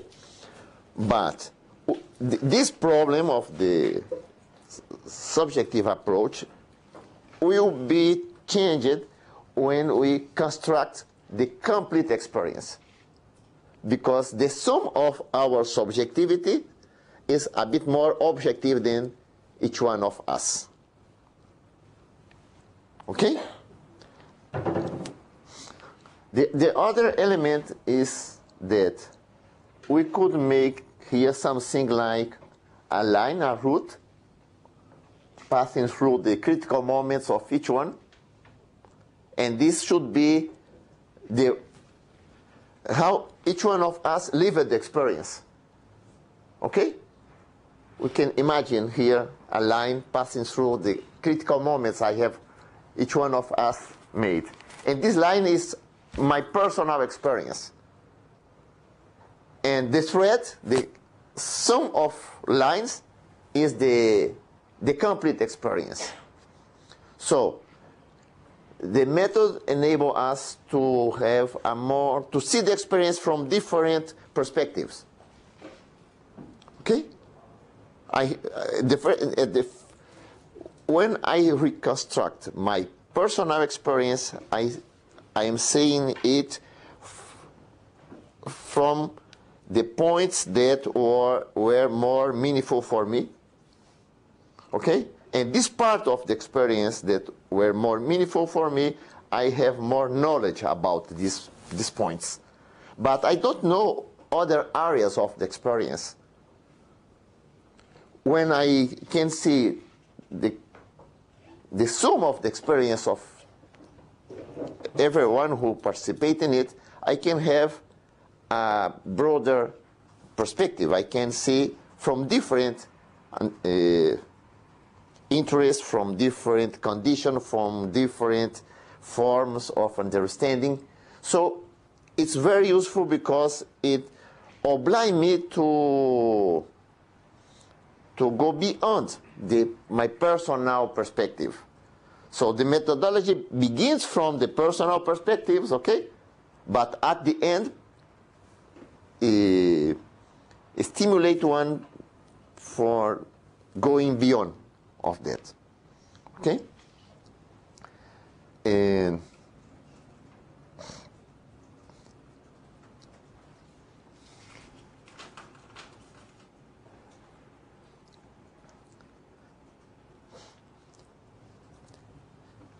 the method is basically, it works basically with the knowledge people acquired during the experience. The results of these reflections can be impacted by external factors that may be happening, not in this case because there was just a very brief experience, but if the experience were more something like some years of experience, it may be happening different events that can influence the experience. So we can compare the experience we lived with the environment where the experience evolved. So we can look at the interaction between some questions of the environment and our experience. 1 month ago, I made this same experiment with an organization in Peru. It was very interesting because they are dedicated to education, and they were very enthusiastic about the democracy in Peru. And they had a lot of expectancies to the new government, and they began to work very strongly with a lot of effort. But 2 or 3 years later, is the critical moments that were most of all in the upper side of the line began to fall to the downside, okay? And the reason was not something that was happening internally in them, or the most important, but their deception with the kind of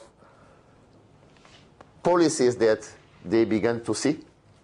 And this produced in them this change in their feeling, in their mood, in their perspective. So it's very interesting to compare what we have lived and how the environment evolved at the same time, and to make this analysis between the internal perspective and the external context.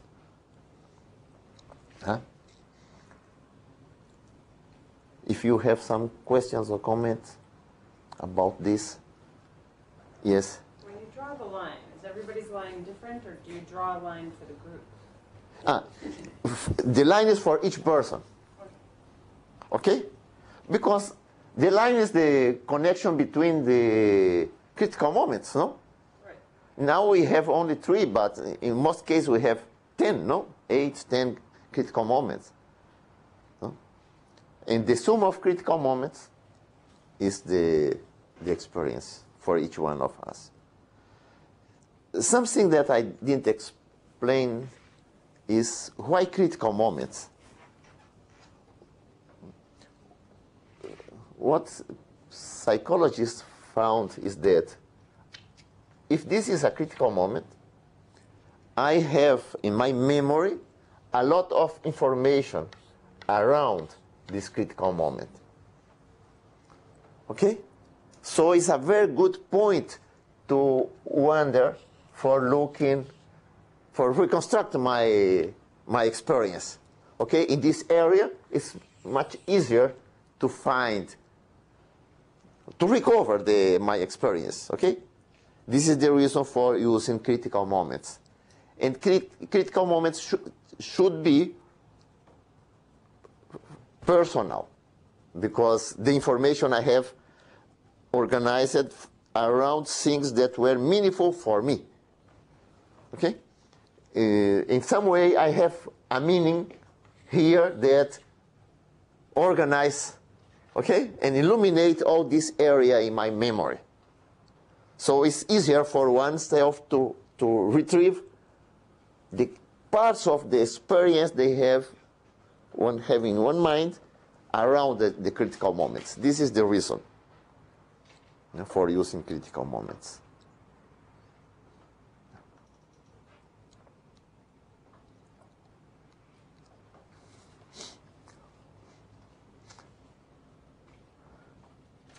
You like, if you have no questions, because I'm not giving an explanation, complete explanation, just small bits.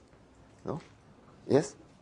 So you would actually have, for example, 10 or 15 timelines, and that would also help you like reconstruct the components of the process?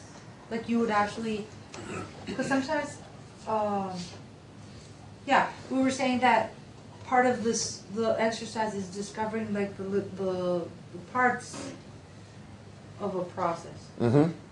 And when you have many timelines together, because that's what I understood from what they answered your question. Is like if you would have one timeline for each person, right? Right. If you have one timeline for each person, and then if the sum of the timelines, and like on a But graph, that would, if the exactly, sum that of would the help you timelines actually makes the group. be able to understand what the whole process was, because maybe some people in their timeline skip a part and some will come out as somebody else's. So you sort of blend all that together, and that would give you all the moments, all the components of the process. Yes, yes.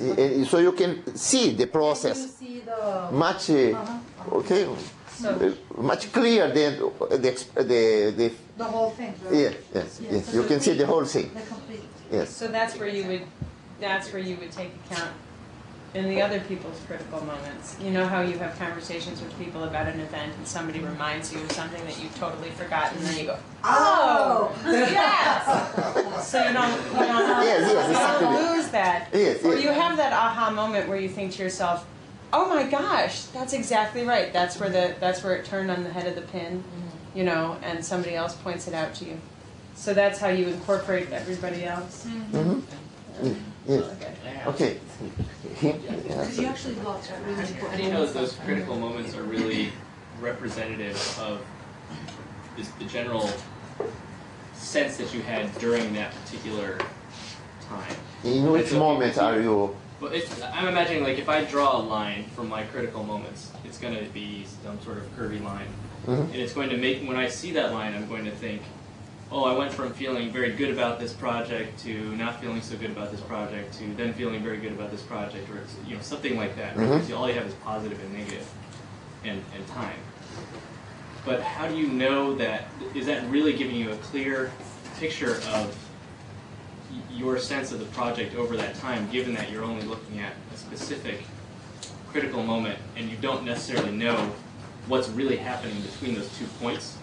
So drawing the line between them is kind of blurred. Maybe it was a straight line and then there was just this one negative, and then you back up again, you're happy, you fell down, now you're right. Okay. So how do you know that line is really giving you an accurate picture? The idea of the line is just for giving you a figure, I say, to help you to visualize a continuity. Okay? But indeed, we don't know what happens between one critical moment and the other one. We are working with incomplete information. Okay? The question is that we always work with incomplete information. No? In this case, we are aware of them. And we don't know what happened in between. Our mind, when we see all the critical moments, our mind began to sum all them. It tried to figure out some meaning for the combination. Okay? And we could ask, but it's very difficult to get this information. What we can do is that in this case, for example, we cut the moments beforehand. In other cases, no. We just put the dates. People put the dates here, and after that, we try to figure out which phases we have in this process. Okay, and we will have some groups of critical moments. In this case, was very clear. We had a group of critical moments here, all about the effort for reconstruct the experience individually. That is not easy. It's difficult. Okay, so it's the exercise worked well because everyone put here in negative. Okay. The question we were talking about this. The question is that in our professional work, we need to do this alone, normally, try to understand, to reconstruct the problem we are solving, we are working on. In general, we need to step back alone, trying to understand. Okay? And this is not easy to do. And people who are more used in doing this kind of work can understand faster their experience. Okay? So it's a kind of training that's very useful for a professional to acquire. And we can find different moments in the process. Here we had, if you remember the figure here, mostly positive. Do you remember? Because indeed there was two kind of very interesting things happening as you was explaining your experience. Two kind of things happening. One is that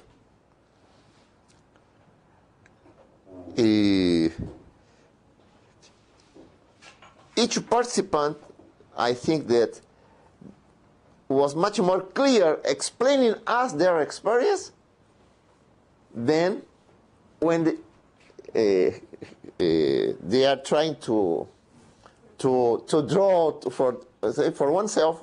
When I am trying to describe the experience for myself, I have a level of understanding. When I explain to other people, I get more clarity. So it's very agreeable, no, for oneself. The other reason is that the experiences you described were very interesting. Very different, not only very different, but also very interesting.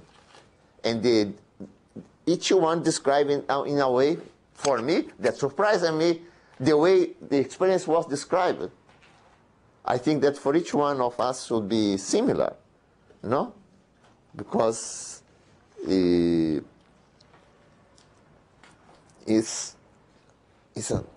way the experience was perceived by the person is very different the way I should perceive the same experience, so I can compare.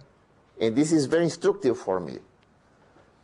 So in this moment, the predominance of positive moments was very noticeable. No? So I am explaining, first of all, some concepts of the methodology, okay? And what kind of analysis we can do with the timeline and with the sum of critical moments of everyone. Okay? You? How much the lines of each individual in a community may differ from one to the other one?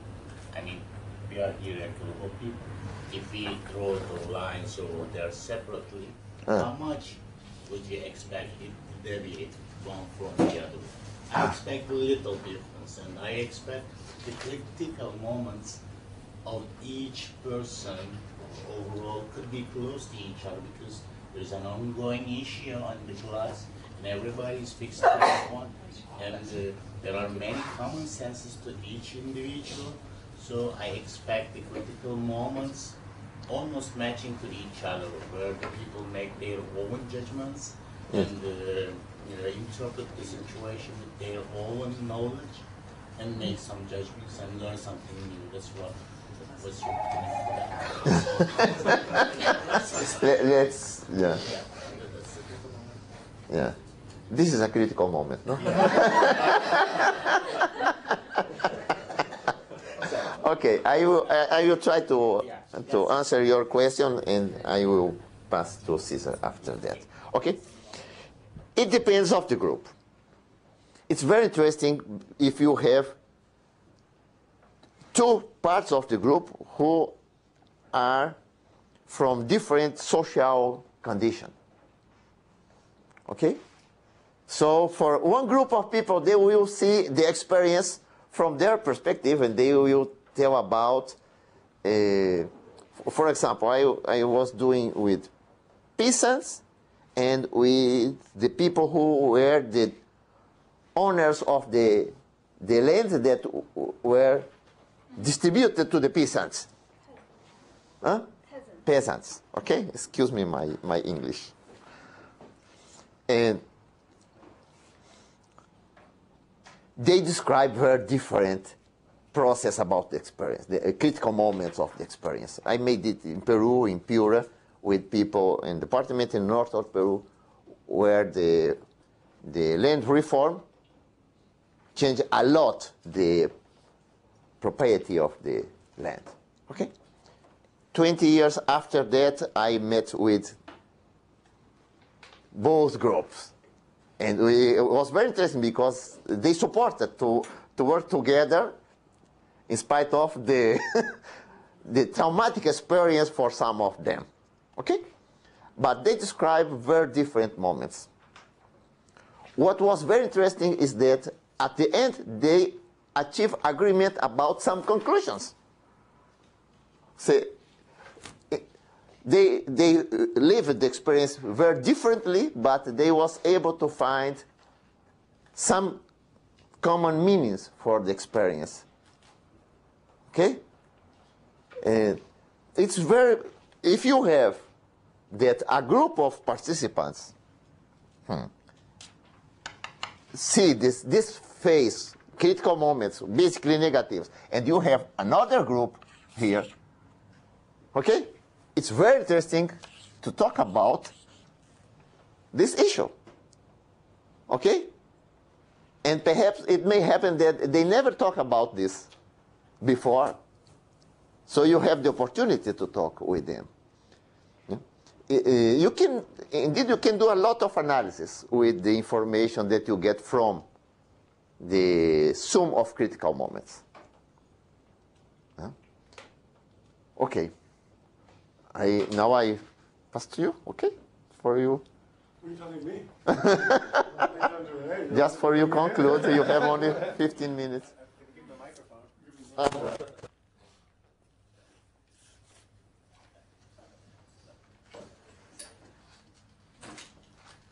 I actually wanted to say on that. Sorry. All right. I'm going to get my mic up right now. I wanted to say on that last question, too, that I think it's the difference in perspectives that's really important in this work. And so the more complex the group is, you know, and the broader the range of the critical moments that they come up is really what gives you the richer kind of ability to do analysis and stuff out of the work. So, it's a quarter till. I'm sorry I had to step out for a moment, but I did. But I wanted to kind of pick back up by asking the question, kind of given what we've gone through anymore so far, any questions on the table right now? Let me get my notebook because I left it. That's where I am in the process. Yeah. So, bear with me. Have you noticed, like, when you talk to young couples and you talk to old couples, young couples, they're talking about what they've been going through, and they still, like, see things differently. And when you go and you talk to old couples, they sort of start telling a story, and they start to jump into each other because they're sort of telling the same story. I was wondering, is this about constructing a common history in a group? Or what I'm trying to say is, like, yeah, is that what it's about? Like, you sort of construct a group history so that it becomes like the official way of everybody sort of looking at a process?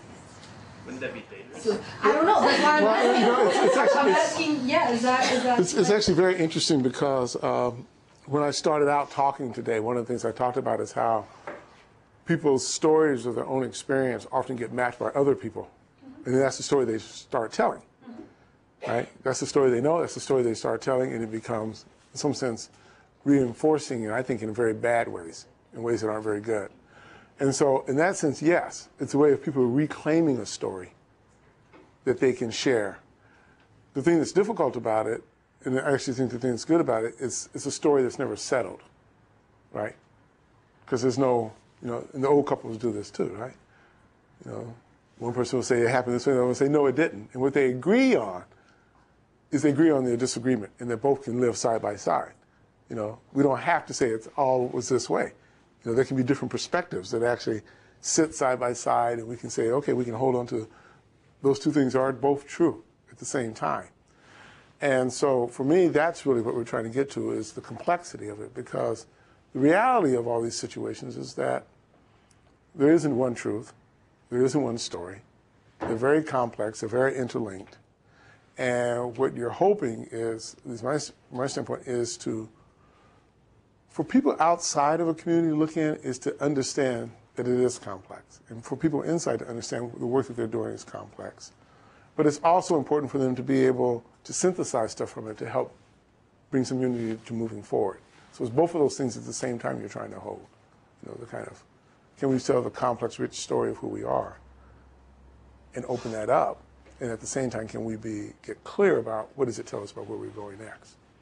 And because most of my work is really about communities, communities spend a lot of time hiding from themselves, right? It's really hard, particularly in this country, that's what I know a lot, it's really hard for people to kind of be in the business of telling the truth to themselves about their place, their community, and the people they work with. And so part of this is about getting that out also.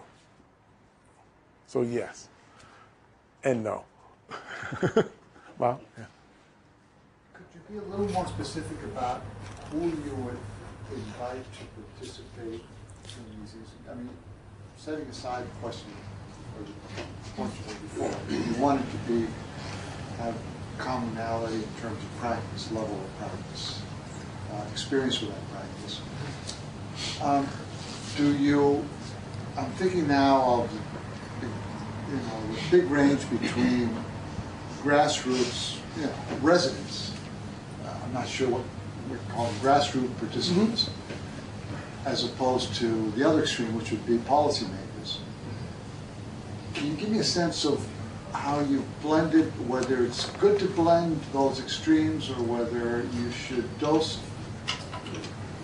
keep it down a little bit, particularly in terms of bringing in the more abstract policymakers into the process? Yeah. A couple of thoughts on that, and only in a little experience. A lot of thought and a little experience on it.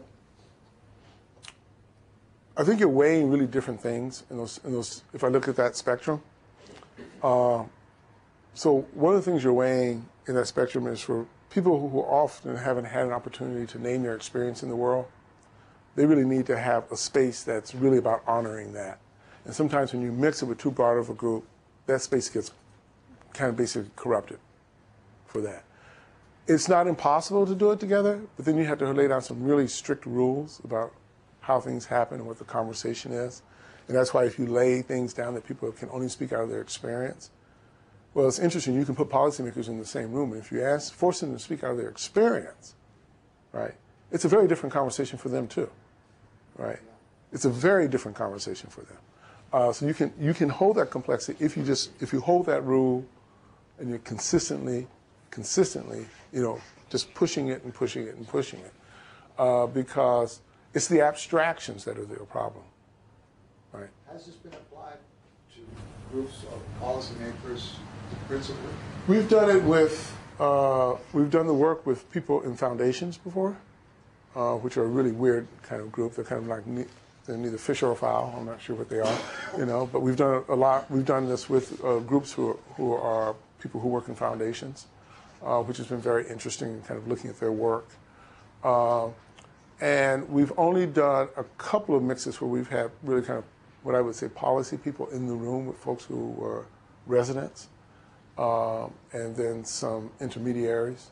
And it's worked okay, but the system we did that under wasn't the full system, so I kind of would leave it out to say, how does it work? My sense is that it really isn't a problem. The problem is holding the frame and making everybody kind of stay in that frame, because everyone pushes out of it for different reasons. Folks on the ground push out of it by saying they don't know anything, right? And people who are policymakers who have a lot of that kind of abstraction ability push on it by abstracting everything and staying out of their own experience. And if you just kind of hold that, I think you can get there. But you really do have to kind of hold people to the ground on it. I think So far, we haven't talked too much about the role of the facilitator in this process. Yeah. I don't know if you could talk a little bit about that. If you think it's appropriate at this time. Well, it's appropriate. It's very interesting because Sebastiao and I are trying to figure out this whole thing about what makes facilitating a reflective process different than facilitating other kinds of processes. And they really are different. And one of the things that makes them very different is that the facilitator's role is really focused on supporting each person's in their ability to kind of stay focused on themselves and to push them around their own kind of internal kind of reflection and naming of stories, and then to help the group try to figure out how to extract lessons from that, staying true to the experiences that were there. And it's a very difficult job because Sebastiao and I have done it together. We've done it with other people in different kinds of situations, and you really have to kind of give yourself over to believe. I mean, you really have to firmly believe that everyone has really valuable knowledge and experience, and all your job is about is helping them find that in themselves and pay attention to it. That's your job. It's really, look at it, it's a hard job, but I'm not sure it's hard, but it's just a piece of work you have to just kind of stay focused on and kind of keep pushing. The other thing in our facilitation process is because we really believe that it's not just what you say, but also kind of what you do. So we do a lot of things, but we also think charting stuff is important. It's actually really interesting how for people who, we take it for granted as people who can sit here in a university doing stuff, that we can write things down about what we know. And a lot of people don't have that experience in the world, right? The idea that words can be written down in relationship to the ideas that they have, right? For some people, it's a really kind of new experience. And that they can work from going from their ideas and really getting tighter and a lot more sophisticated about the representation of what that means in words on a paper. And so we document everything when we do these processes. I do mean everything, and Jody can attest to this because CARE thought that they did really good documentation until we took them through a reflection process, and they gave up. They said, okay, you guys win, because we document everything and keep track of the documentation so that people can go back and look at it. Because this idea of, again, if you think that what we're trying to do is build frames of trying to build knowledge processes for communities. Well, one of the things we want to do is help people connect what they know verbally or instinctively or in their body to actually connect it and putting it in different forms that can be shared with other people. And so that's a lot of why we pay a lot of attention to the documentation. But it's also really important for people in their thinking to be able to track their thoughts and their words visually and see them kind of go other places. And it really helps a lot for that. So our facilitation is both what happens when someone's standing in the front and giving instructions, but it's also just as equally what's happening in the background in the kind of charting of information in the gathering of stuff. Anything else? Things that yeah, we need to. Oh yeah, we're 3 minutes. Okay, so see you next week. Yes, quick. Yeah, I'm thinking more of you say if there are things people agree and disagree, and that's both part of the story. Yes, but what are the implications of this for communities? That contain both the aggrieved and the aggressors, and all these truth reconciliations, truth commissions playing and all that, because it's good that people tell their story because they have to reconstruct the person. Right. It's a historical thing, it's a national thing. But how do you handle that? Because you honor both, and most of these cases they're also people of communities. They are your kings and all that have been both, the aggressors in the community. This is a really important question, and maybe sometime we can figure out how to put this in, and I can talk to you about some work I've been doing with the Truth and Reconciliation. There's a Truth and Reconciliation Commission going on in the United States in Greensboro, and we've actually been using this process with the commissioners. which represent a really broad group of people who represent the aggressors and the victims in this thing, and I could actually talk to that on point. So maybe sometime I can bring that up and hit that a little more head on. Go ahead. Thank you. Okay. Tomorrow. Oh, okay. I keep forgetting.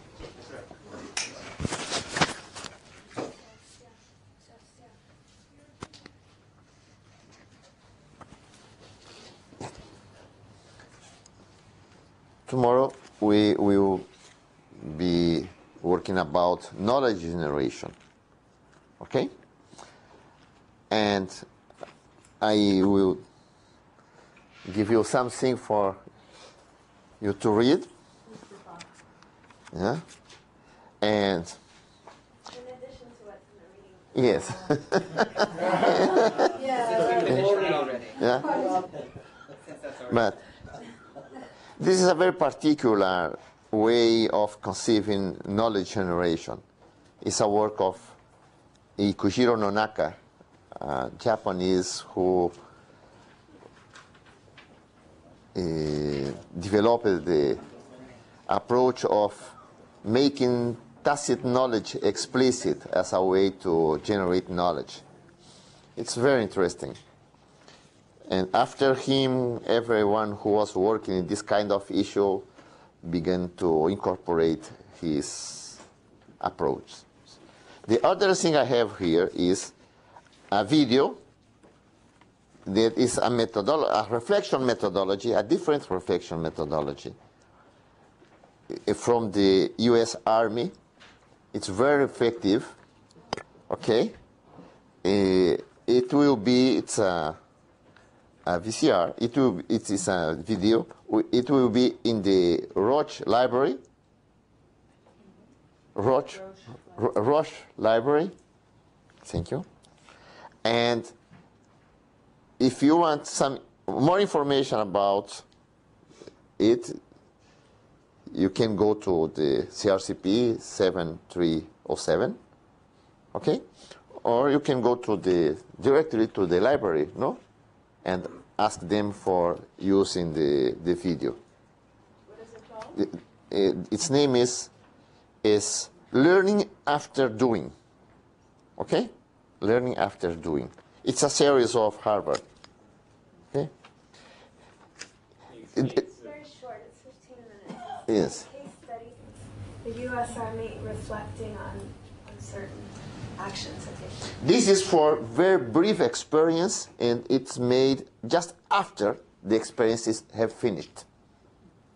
This methodology is for much longer periods, okay, and include much more kind of analysis. This is much simpler, okay. It's just to try to understand what I was trying to achieve, what I did, what I really achieved, and why the differences. Okay? But it's very, very practical. Okay? That's all. No? Thank you very much. We will be tomorrow for a new challenge. Okay?